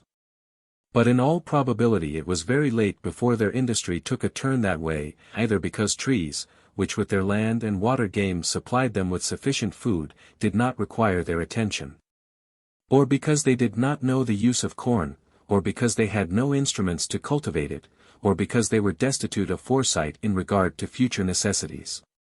Or in fine, because they wanted means to hinder others from running away with the fruit of their labors. We may believe that on their becoming more industrious they began their agriculture by cultivating with sharp stones and pointed sticks a few pulse or roots about their cabins. And that it was a long time before they knew the method of preparing corn, and were provided with instruments necessary to raise it in large quantities. Not to mention the necessity there is, in order to follow this occupation in sow lands, to consent to lose something at present to gain a great deal hereafter. A precaution very foreign to the turn of man's mind in a savage state, in which, as I have already taken notice, he can hardly foresee his wants from morning to night. For this reason the invention of other arts must have been necessary to oblige mankind to apply to that of agriculture. As soon as men were wanted to fuse and forge iron, others were wanted to maintain them. The more hands were employed in manufactures, the fewer hands were left to provide subsistence for all, though the number of mouths to be supplied with food continued the same. And as some required commodities in exchange for their iron, the rest at last found out the method of making iron subservient to the multiplication of commodities. Hence on the one hand husbandry and agriculture, and on the other the art of working metals and of multiplying the uses of them. To the tilling of the earth the distribution of it necessarily succeeded, and to property once acknowledged, the first rules of justice, for to secure every man his own, every man must have something. Moreover, as men began to extend their views to futurity, and all found themselves in possession of more or less goods capable of being lost, every one in particular had reason to fear lest reprisals should be made on him for any injury he might do to others. This origin is so much the more natural, as it is impossible to conceive how property can flow from any other source but industry, for what can a man add but his labor to things which he has not made, in order to acquire a property in them? 'Tis the labor of the hands alone, which giving the husbandman a title to the produce of the land he has tilled gives him a title to the land itself, at least till he has gathered in the fruits of it, and so on from year to year. And this enjoyment forming a continued possession is easily transformed into a property. The ancients, says Grotius, by giving to Ceres the epithet of legislatrix, and to a festival celebrated in her honor the name of thesmorphoria, insinuated that the distribution of lands produced a new kind of right. That is, the right of property different from that which results from the law of nature. Things thus circumstanced might have remained equal, if men's talents had been equal, and if, for instance, the use of iron, and the consumption of commodities had always held an exact proportion to each other. But as this proportion had no support, it was soon broken. The man that had most strength performed most labor, the most dexterous turned his labor to best account, the most ingenious found out methods of lessening his labor. The husbandman required more iron, or the smith more corn, and while both worked equally, one earned a great deal by his labor, while the other could scarce live by his. It is thus that natural inequality insensibly unfolds itself with that arising from a variety of combinations, and that the difference among men, developed by the difference of their circumstances, becomes more sensible, more permanent in its effects, and begins to influence in the same proportion the condition of private persons. Things once arrived at this period, it is an easy matter to imagine the rest. I shall not stop to describe the successive inventions of other arts, the progress of language, the trial and employments of talents, the inequality of fortunes, the use or abuse of riches, nor all the details which follow these, and which every one may easily supply. I shall just give a glance at mankind placed in this new order of things. Behold then all our faculties developed, our memory and imagination at work, self-love interested, reason rendered active. And the mind almost arrived at the utmost bounds of that perfection it is capable of. Behold all our natural qualities put in motion. The rank and condition of every man established, not only as to the quantum of property in the power of serving or hurting others, but likewise as to genius, beauty, strength or address, merit or talents. And as these were the only qualities which could command respect, it was found necessary to have or at least to affect them. It was requisite for men to be thought what they really were not. To be and to appear became two very different things, and from this distinction sprang pomp and knavery, and all the vices which formed their train. On the other hand, man, heretofore free and independent, was now in consequence of a multitude of new wants brought under subjection, as it were, to all nature, and especially to his fellows, whose slave in some sense he became even by becoming their master. If rich, he stood in need of their services; if poor, of their assistance; even mediocrity itself could not enable him to do without them. He must therefore have been continually at work to interest them in his happiness, and make them, if not really, at least apparently find their advantage in laboring for his. This rendered him sly and artful in his dealings with some, imperious and cruel in his dealings with others, and laid him under the necessity of using ill all those whom he stood in need of, as often as he could not awe them into a compliance with his will, and did not find it his interest to purchase it at the expense of real services. In fine, an insatiable ambition, the rage of raising their relative fortunes, not so much through real necessity, as to overtop others, inspire all men with a wicked inclination to injure each other, and with a secret jealousy so much the more dangerous, as to carry its point with the greater security, it often puts on the face of benevolence. In a word, sometimes nothing was to be seen but a contention of endeavors on the one hand, and an opposition of interests on the other, while a secret desire of thriving at the expense of others constantly prevailed. Such were the first effects of property, and the inseparable attendants of infant inequality. Riches, before the invention of signs to represent them, could scarce consist in anything but lands and cattle, the only real goods which men can possess. But when estates increased so much in number and in extent as to take in whole countries and touch each other, it became impossible for one man to aggrandize himself but at the expense of some other. And the supernumerary inhabitants, who were too weak or too indolent to make such acquisitions in their turn, impoverished without losing anything, because while everything about them changed they alone remained the same, were obliged to receive or force their subsistence from the hands of the rich. And hence began to flow, according to the different characters of each, domination and slavery, or violence and rapine.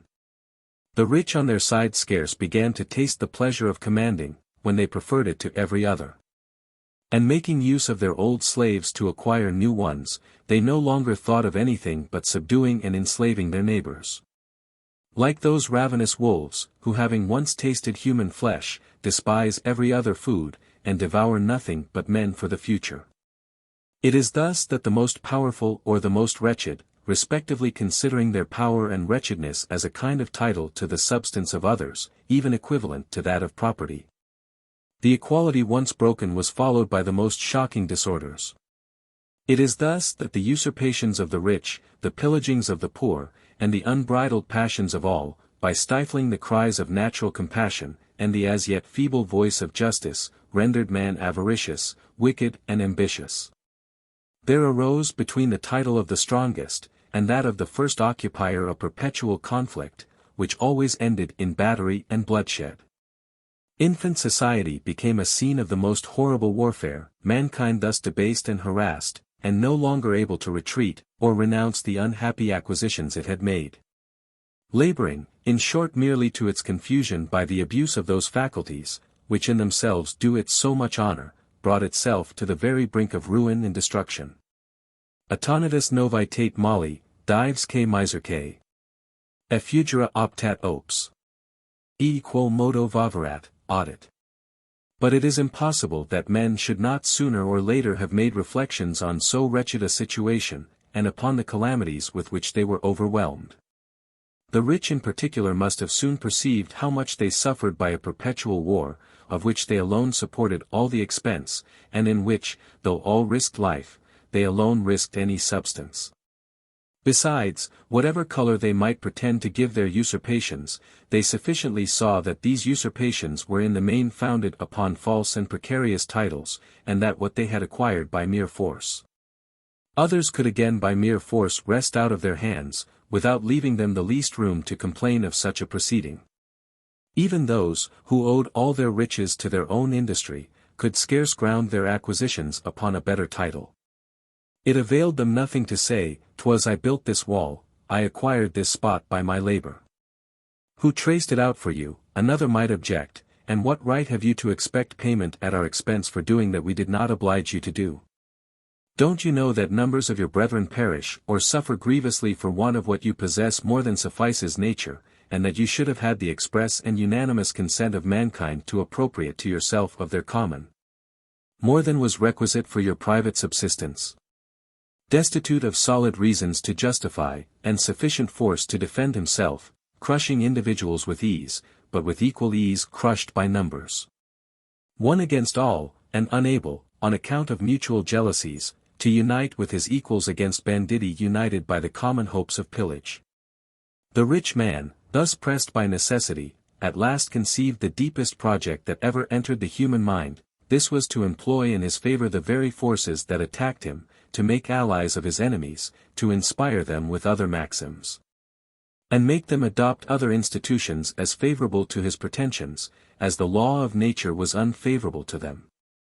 With this view, after laying before his neighbors all the horrors of a situation, which armed them all one against another, which rendered their possessions as burdensome as their wants were intolerable, and in which no one could expect any safety either in poverty or riches, he easily invented specious arguments to bring them over to his purpose.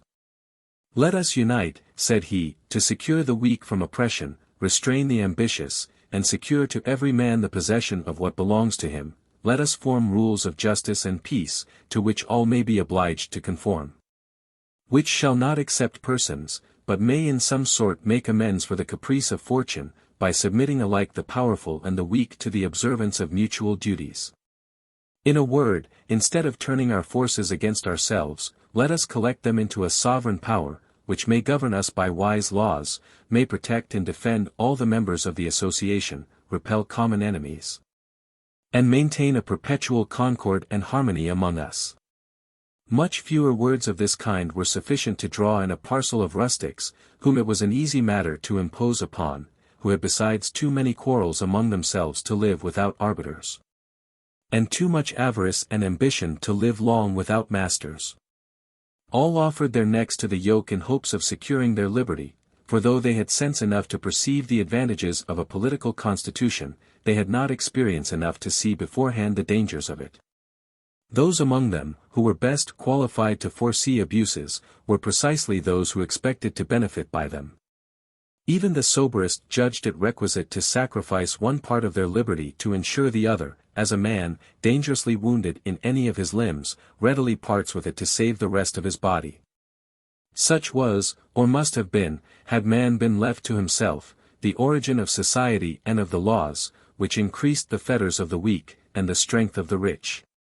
Irretrievably destroyed natural liberty, fixed for ever the laws of property and inequality, changed an artful usurpation into an irrevocable title, and for the benefit of a few ambitious individuals subjected the rest of mankind to perpetual labor, servitude, and misery.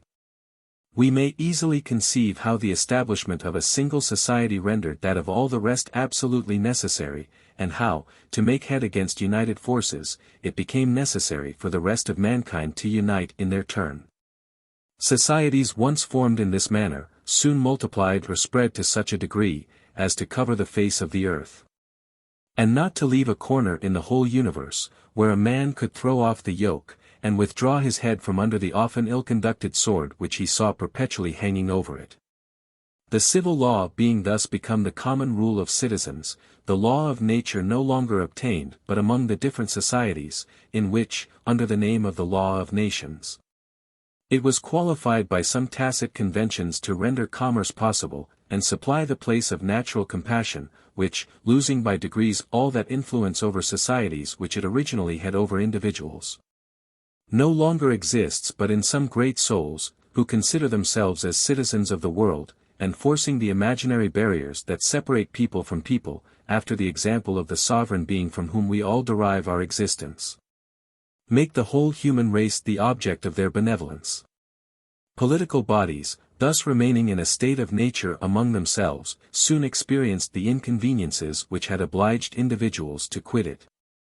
And this state became much more fatal to these great bodies, than it had been before to the individuals which now composed them. Hence those national wars, those battles, those murders, those reprisals, which make nature shudder and shock reason. Hence all those horrible prejudices, which make it a virtue and an honor to shed human blood. The worthiest men learn to consider the cutting the throats of their fellows as a duty. At length men began to butcher each other by thousands without knowing for what. And more murders were committed in a single action, and more horrible disorders at the taking of a single town, than have been committed in the state of nature during ages together upon the whole face of the earth. Such are the first effects we may conceive to have arisen from the division of mankind into different societies. Let us return to their institution. I know that several writers have assigned other origins of political society. As for instance, the conquests of the powerful, or the union of the weak, and it is no matter which of these causes we adopt in regard to what I am going to establish. That, however, which I have just laid down, seems to me the most natural, for the following reasons. First, because, in the first case, the right of conquest being in fact no right at all, it could not serve as a foundation for any other right. The conqueror and the conquered ever remaining with respect to each other in a state of war, unless the conquered, restored to the full possession of their liberty, should freely choose their conqueror for their chief. Till then, whatever capitulations might have been made between them, as these capitulations were founded upon violence, and of course de facto null and void, there could not have existed in this hypothesis either a true society, or a political body, or any other law but that of the strongest. Second, because these words strong and weak, are ambiguous in the second case. For during the interval between the establishment of the right of property or prior occupation and that of political government, the meaning of these terms is better expressed by the words poor and rich. As before the establishment of laws, men in reality had no other means of reducing their equals, but by invading the property of these equals, or by parting with some of their own property to them. Third, because the poor having nothing but their liberty to lose, it would have been the height of madness in them to give up willingly the only blessing they had left without obtaining some consideration for it, whereas the rich being sensible, if I may say so, in every part of their possessions, it was much easier to do them mischief, and therefore more incumbent upon them to guard against it. And because, in fine, it is but reasonable to suppose, that a thing has been invented by him to whom it could be of service rather than by him to whom it must prove detrimental. Government in its infancy had no regular and permanent form. For want of a sufficient fund of philosophy and experience, men could see no further than the present inconveniences, and never thought of providing remedies for future ones, but in proportion as they arose. In spite of all the labors of the wisest legislators, the political state still continued imperfect, because it was in a manner the work of chance. And, as the foundations of it were ill laid, time, though sufficient to discover its defects and suggest the remedies for them, could never mend its original vices. Men were continually repairing. Whereas, to erect a good edifice, they should have begun as Lycurgus did at Sparta, by clearing the area, and removing the old materials. Society at first consisted merely of some general conventions which all the members bound themselves to observe, and for the performance of which the whole body became security to every individual. Experience was necessary to show the great weakness of such a constitution, and how easy it was for those, who infringed it, to escape the conviction or chastisement of faults, of which the public alone was to be both the witness and the judge.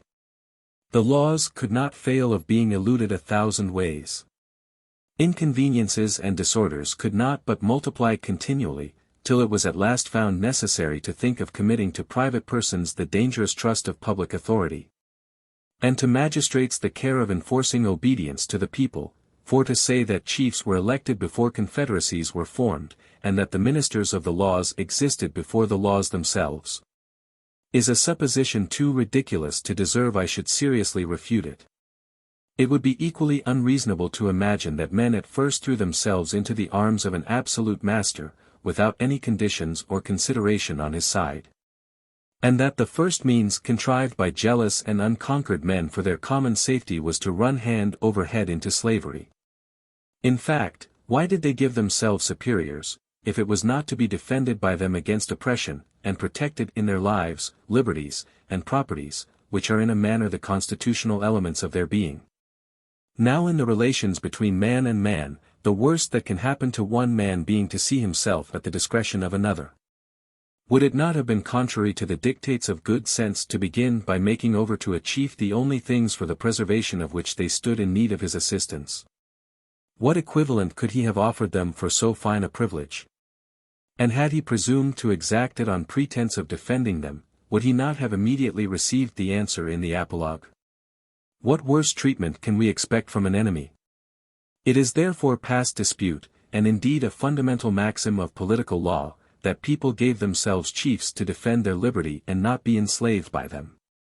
If we have a prince, said Pliny to Trajan, it is in order that he may keep us from having a master. Political writers argue in regard to the love of liberty with the same philosophy that philosophers do in regard to the state of nature. By the things they see they judge of things very different which they have never seen, and they attribute to men a natural inclination to slavery, on account of the patience with which the slaves within their notice carry the yoke. Not reflecting that it is with liberty as with innocence and virtue, the value of which is not known but by those who possess them, though the relish for them is lost with the things themselves.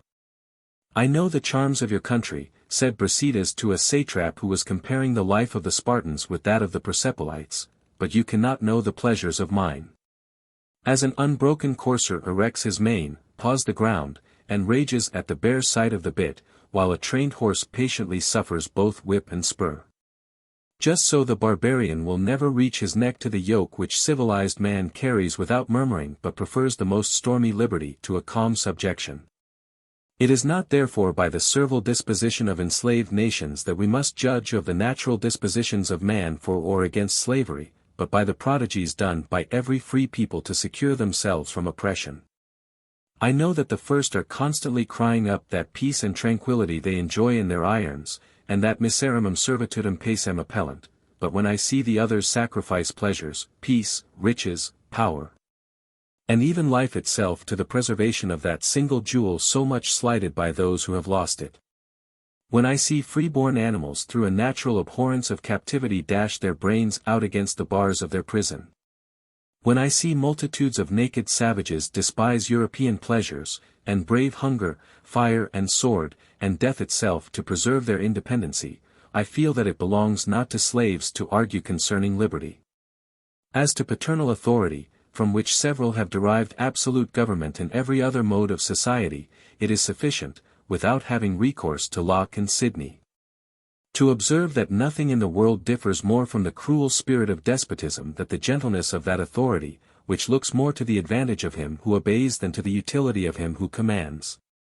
That by the law of nature the father continues master of his child no longer than the child stands in need of his assistance.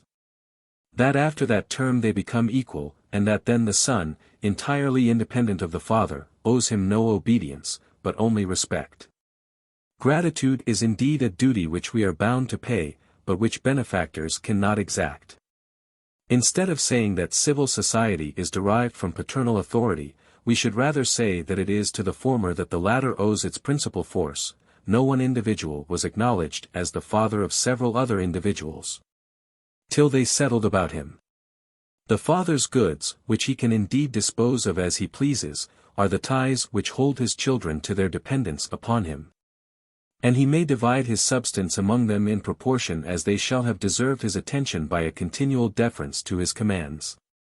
Now the subjects of a despotic chief, far from having any such favor to expect from him, as both themselves and all they have are his property, or at least are considered by him as such, are obliged to receive as a favor what he relinquishes to them of their own property. He does them justice when he strips them, he treats them with mercy when he suffers them to live. By continuing in this manner to compare facts with right, we should discover as little solidity as truth in the voluntary establishment of tyranny. And it would be a hard matter to prove the validity of a contract which was binding only on one side, in which one of the parties should stake everything and the other nothing, and which could turn out to the prejudice of him alone who had bound himself. This odious system is even, at this day, far from being that of wise and good monarchs, and especially of the kings of France, as may be seen by divers passages in their edicts, and particularly by that of a celebrated piece published in 1667 in the name and by the orders of Louis XIV. Let it therefore not be said that the sovereign is not subject to the laws of his realm, since, that he is a maxim of the law of nations which flattery has sometimes attacked, but which good princes have always defended as the tutelary divinity of their realms.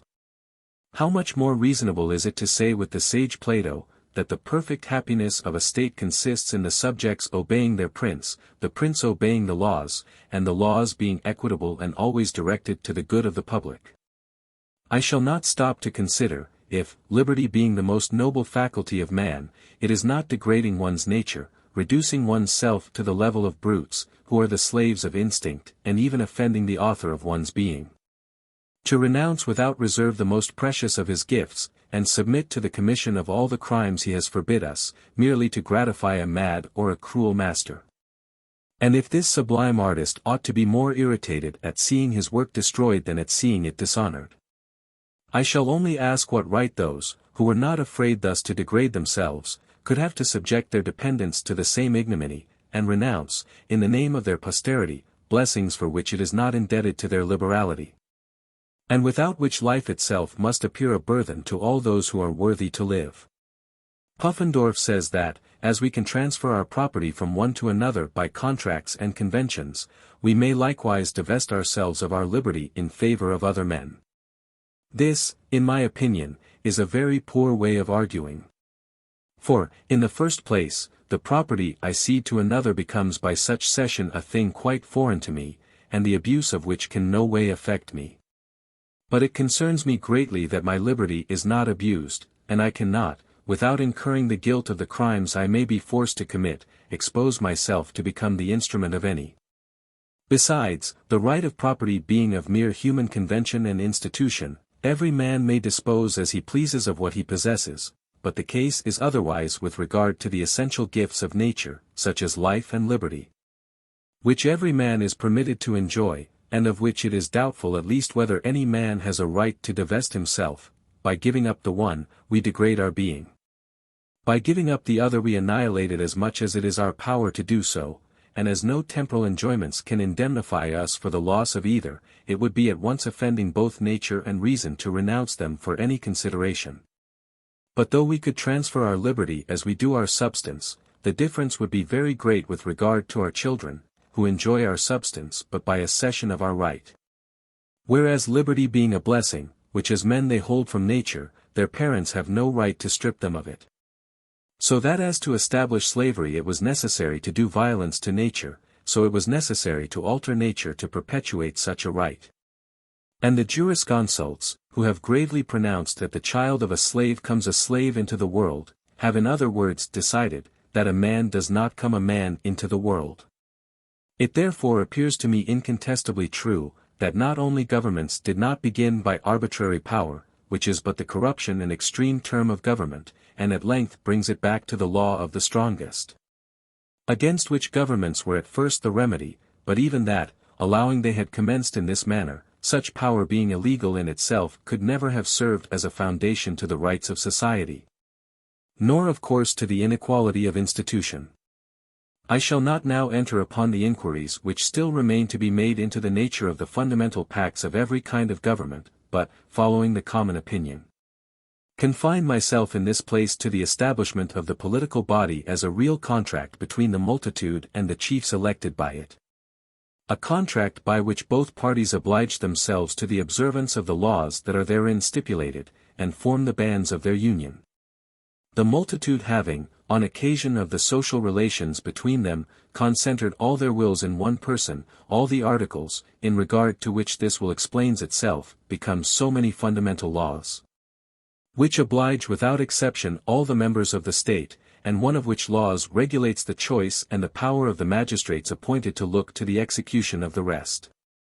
This power extends to everything that can maintain the constitution, but extends to nothing that can alter it. To this power are added honors, that may render the laws and the ministers of them respectable. And the persons of the ministers are distinguished by certain prerogatives, which may make them amends for the great fatigues inseparable from a good administration.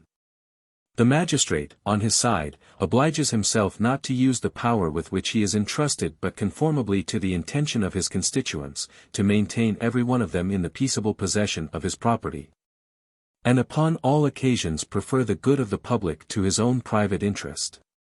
Before experience had demonstrated, or a thorough knowledge of the human heart had pointed out, the abuses inseparable from such a constitution, it must have appeared so much the more perfect, as those appointed to look to its preservation were themselves most concerned therein. For magistracy and its rights being built solely on the fundamental laws, as soon as these ceased to exist, the magistrates would cease to be lawful, the people would no longer be bound to obey them, and, as the essence of the state did not consist in the magistrates but in the laws, the members of it would immediately become entitled to their primitive and natural liberty. A little reflection would afford us new arguments in confirmation of this truth. And the nature of the contract might alone convince us that it cannot be irrevocable, for if there was no superior power capable of guaranteeing the fidelity of the contracting parties and of obliging them to fulfill their mutual engagements, they would remain sole judges in their own cause, and each of them would always have a right to renounce the contract, as soon as he discovered that the other had broke the conditions of it, or that these conditions ceased to suit his private convenience. Upon this principle, the right of abdication may probably be founded. Now, to consider as we do nothing but what is human in this institution, if the magistrate, who has all the power in his own hands, and who appropriates to himself all the advantages of the contract, has notwithstanding a right to divest himself of his authority.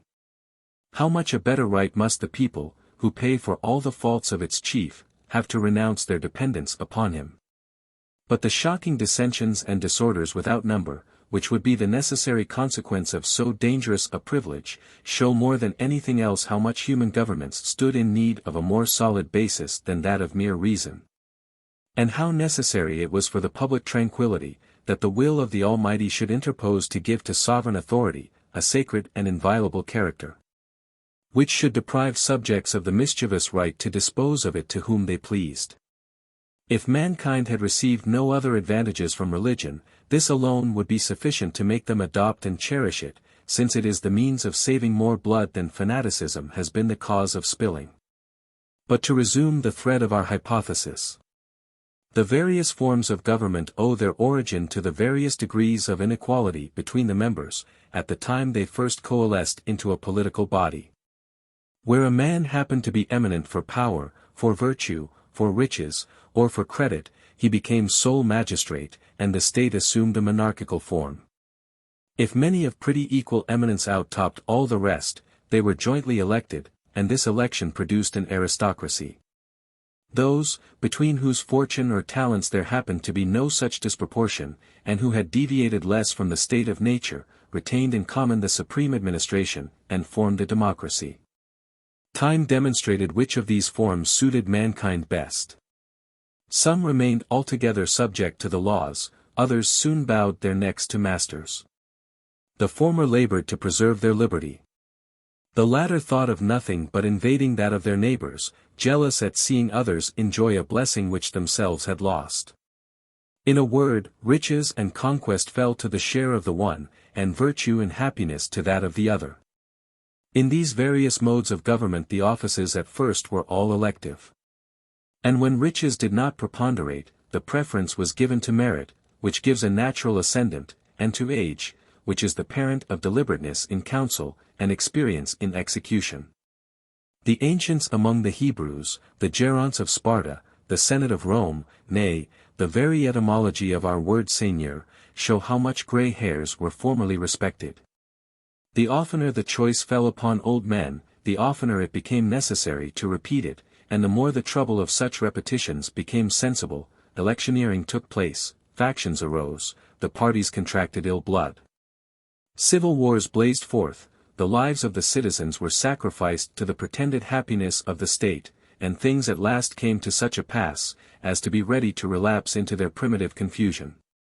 The ambition of the principal men induced them to take advantage of these circumstances to perpetuate the hitherto temporary charges in their families.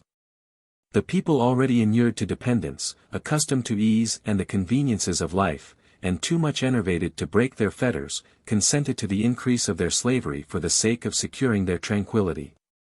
And it is thus that chiefs, become hereditary, contracted the habit of considering magistracies as a family estate, and themselves as proprietors of those communities, of which at first they were but mere officers.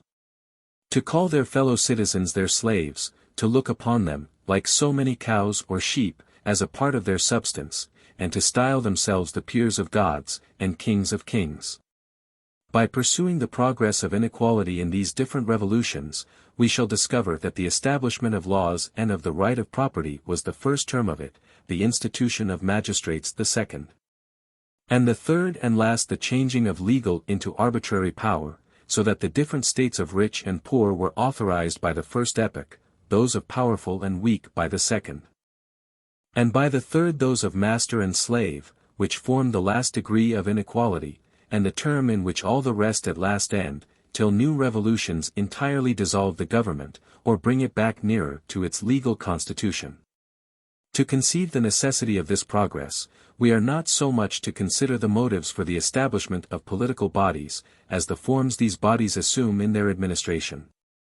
And the inconveniences with which they are essentially attended, for those vices, which render social institutions necessary, are the same which render the abuse of such institutions unavoidable. And as, Sparta alone excepted, whose laws chiefly regarded the education of children, and where Lycurgus established such manners and customs, as in a great measure made laws needless, the laws, in general less strong than the passions. Restrain men without changing them. It would be no hard matter to prove that every government, which carefully guarding against all alteration and corruption should scrupulously comply with the ends of its institution, was unnecessarily instituted. And that a country, where no one either eluded the laws, or made an ill use of magistracy, required neither laws nor magistrates. Political distinctions are necessarily attended with civil distinctions. The inequality between the people and the chiefs increase so fast as to be soon felt by the private members, and appears among them in 1,000 shapes according to their passions, their talents, and the circumstances of affairs. The magistrate cannot usurp any illegal power without making himself creatures, with whom he must divide it. Besides, the citizens of a free state suffer themselves to be oppressed merely in proportion as, hurried on by a blind ambition, and looking rather below than above them, they come to love authority more than independence. When they submit to fetters, 'tis only to be the better able to fetter others in their turn. It is no easy matter to make him obey, who does not wish to command. And the most refined policy would find it impossible to subdue those men, who only desire to be independent. But inequality easily gains ground among base and ambitious souls, ever ready to run the risks of fortune, and almost indifferent whether they command or obey, as she proves either favorable or adverse to them. Thus then there must have been a time, when the eyes of the people were bewitched to such a degree, that their rulers needed only to have said to the most pitiful wretch, "Be great you and all your posterity," to make him immediately appear great in the eyes of every one as well as in his own. And his descendants took still more upon them, in proportion to their removes from him.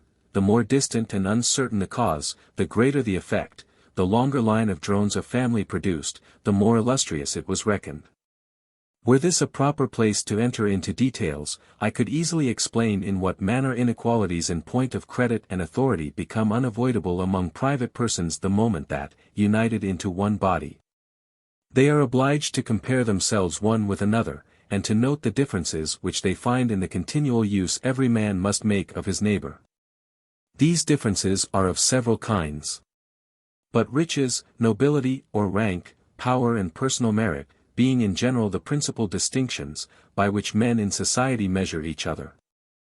I could prove that the harmony or conflict between these different forces is the surest indication of the good or bad original constitution of any state. I could make it appear that, as among these four kinds of inequality, personal qualities are the source of all the rest, riches is that in which they ultimately terminate, because, being the most immediately useful to the prosperity of individuals, and the most easy to communicate, they are made use of to purchase every other distinction. By this observation we are enabled to judge with tolerable exactness, how much any people has deviated from its primitive institution, and what steps it has still to make to the extreme term of corruption. I could show how much this universal desire of reputation, of honors, of preference, with which we are all devoured, exercises and compares our talents and our forces, how much it excites and multiplies our passions. And, by creating an universal competition, rivalship, or rather enmity among men, how many disappointments, successes, and catastrophes of every kind it daily causes among the innumerable pretenders whom it engages in the same career.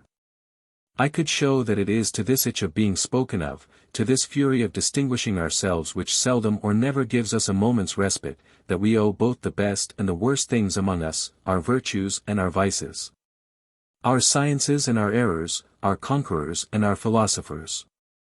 That is to say, a great many bad things to a very few good ones.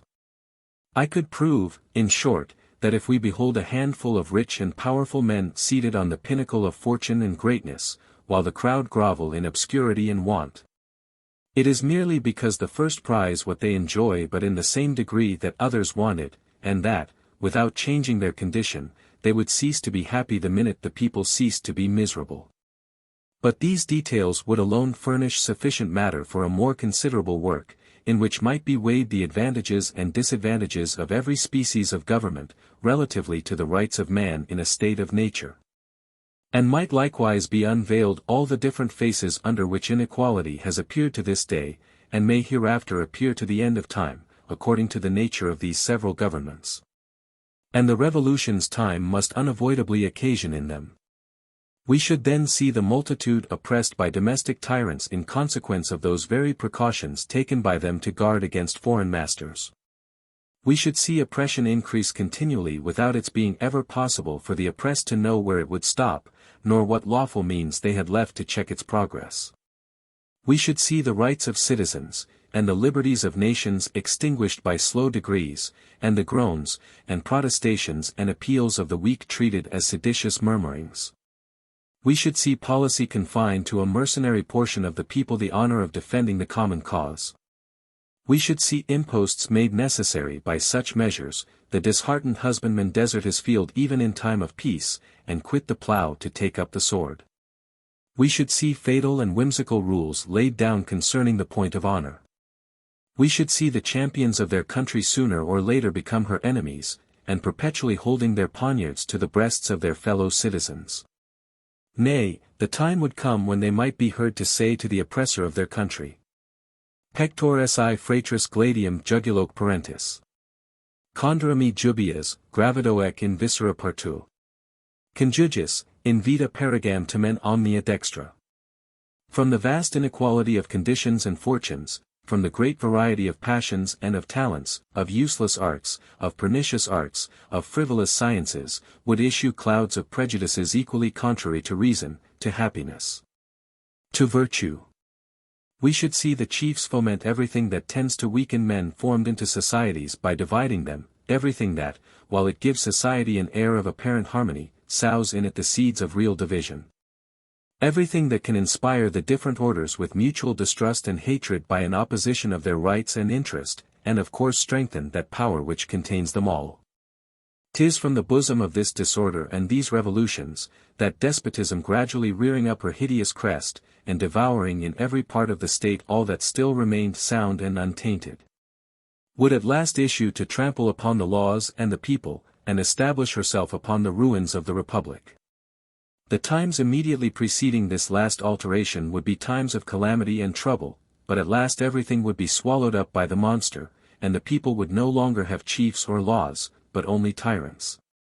At this fatal period all regard to virtue and manners would likewise disappear, for despotism, cui ex honesto nulla est spes, tolerates no other master, wherever it reigns. The moment it speaks, probity and duty lose all their influence, and the blindest obedience is the only virtue the miserable slaves have left them to practice.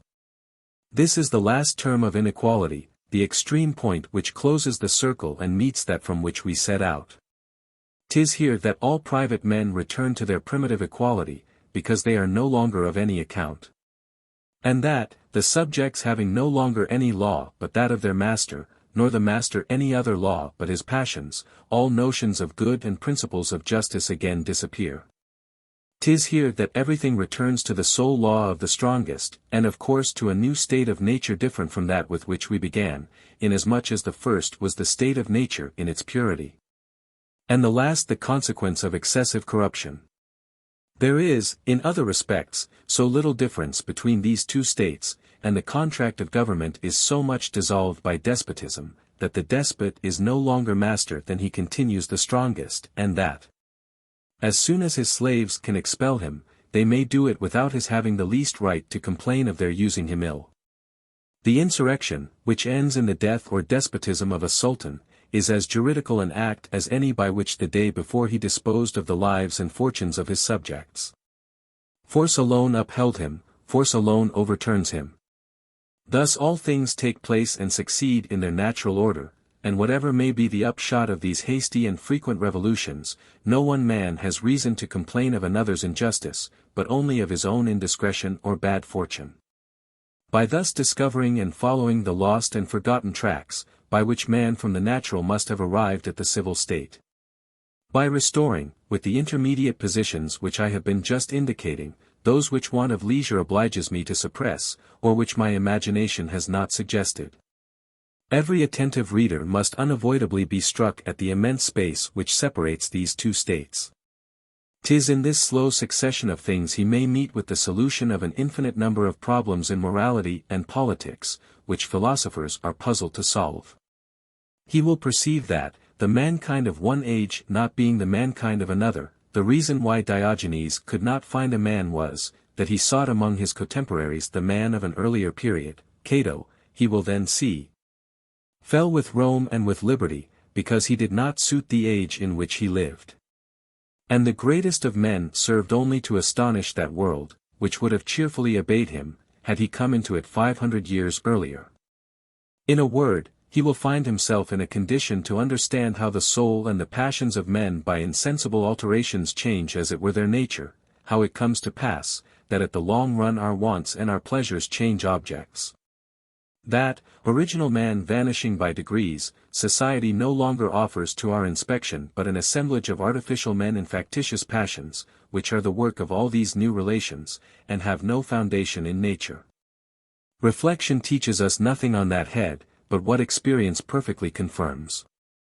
Savage man and civilized man differ so much at bottom in point of inclinations and passions, that what constitutes the supreme happiness of the one would reduce the other to despair.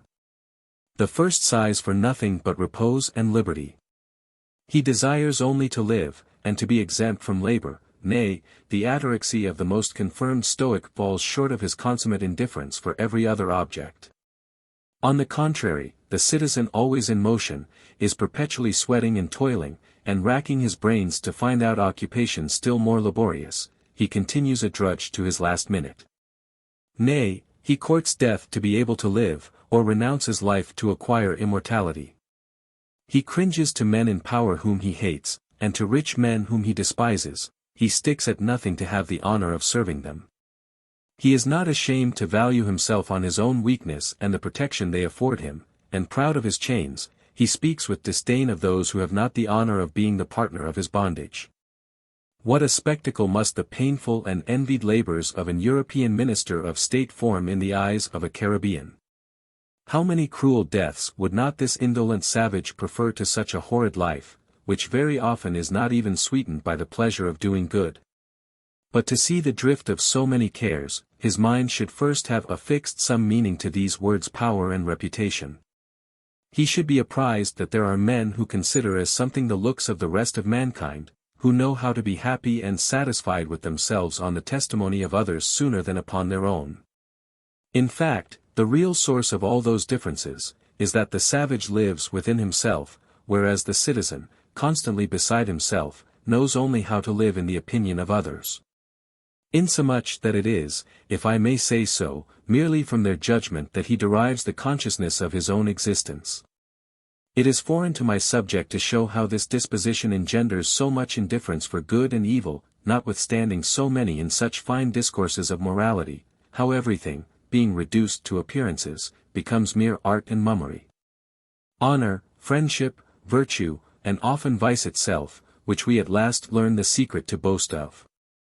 How, in short, ever inquiring of others what we are, and never daring to question ourselves on so delicate a point, in the midst of so much philosophy, humanity, and politeness, and so many sublime maxims. We have nothing to show for ourselves but a deceitful and frivolous exterior, honor without virtue, reason without wisdom, and pleasure without happiness. It is sufficient that I have proved that this is not the original condition of man, and that it is merely the spirit of society, and the inequality which society engenders, that thus change and transform all our natural inclinations. I have endeavored to exhibit the origin and progress of inequality, the institution and abuse of political societies, as far as these things are capable of being deduced from the nature of man by the mere light of reason, and independently of those sacred maxims which give to the sovereign authority the sanction of divine right. It follows from this picture, that as there is scarce any inequality among men in a state of nature, all that which we now behold owes its force and its growth to the development of our faculties and the improvement of our understanding, and at last becomes permanent and lawful by the establishment of property and of laws.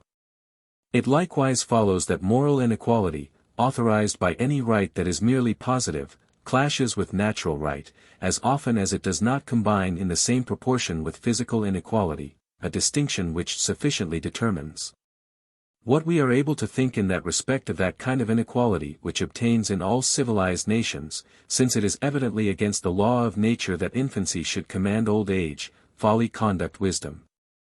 And a handful of men should be ready to choke with superfluities, while the famished multitude want the commonest necessaries of life. Transcribers note, some words which appear to be potential typos are printed as such in the original book. These possible words include cotemporaries and offense. The paragraph starting with the words, "This odious system is even," contains unmatched quotes, which have been reproduced as they appeared in the original. This work was transcribed from an anthology, Harvard Classics Volume 34, published in 1910. The editor of the entire series was Charles W. Eliot. The name of the translator was not given, nor was the name of the author of the introduction. Indented lines indicate embedded verse that should not be rewrapped.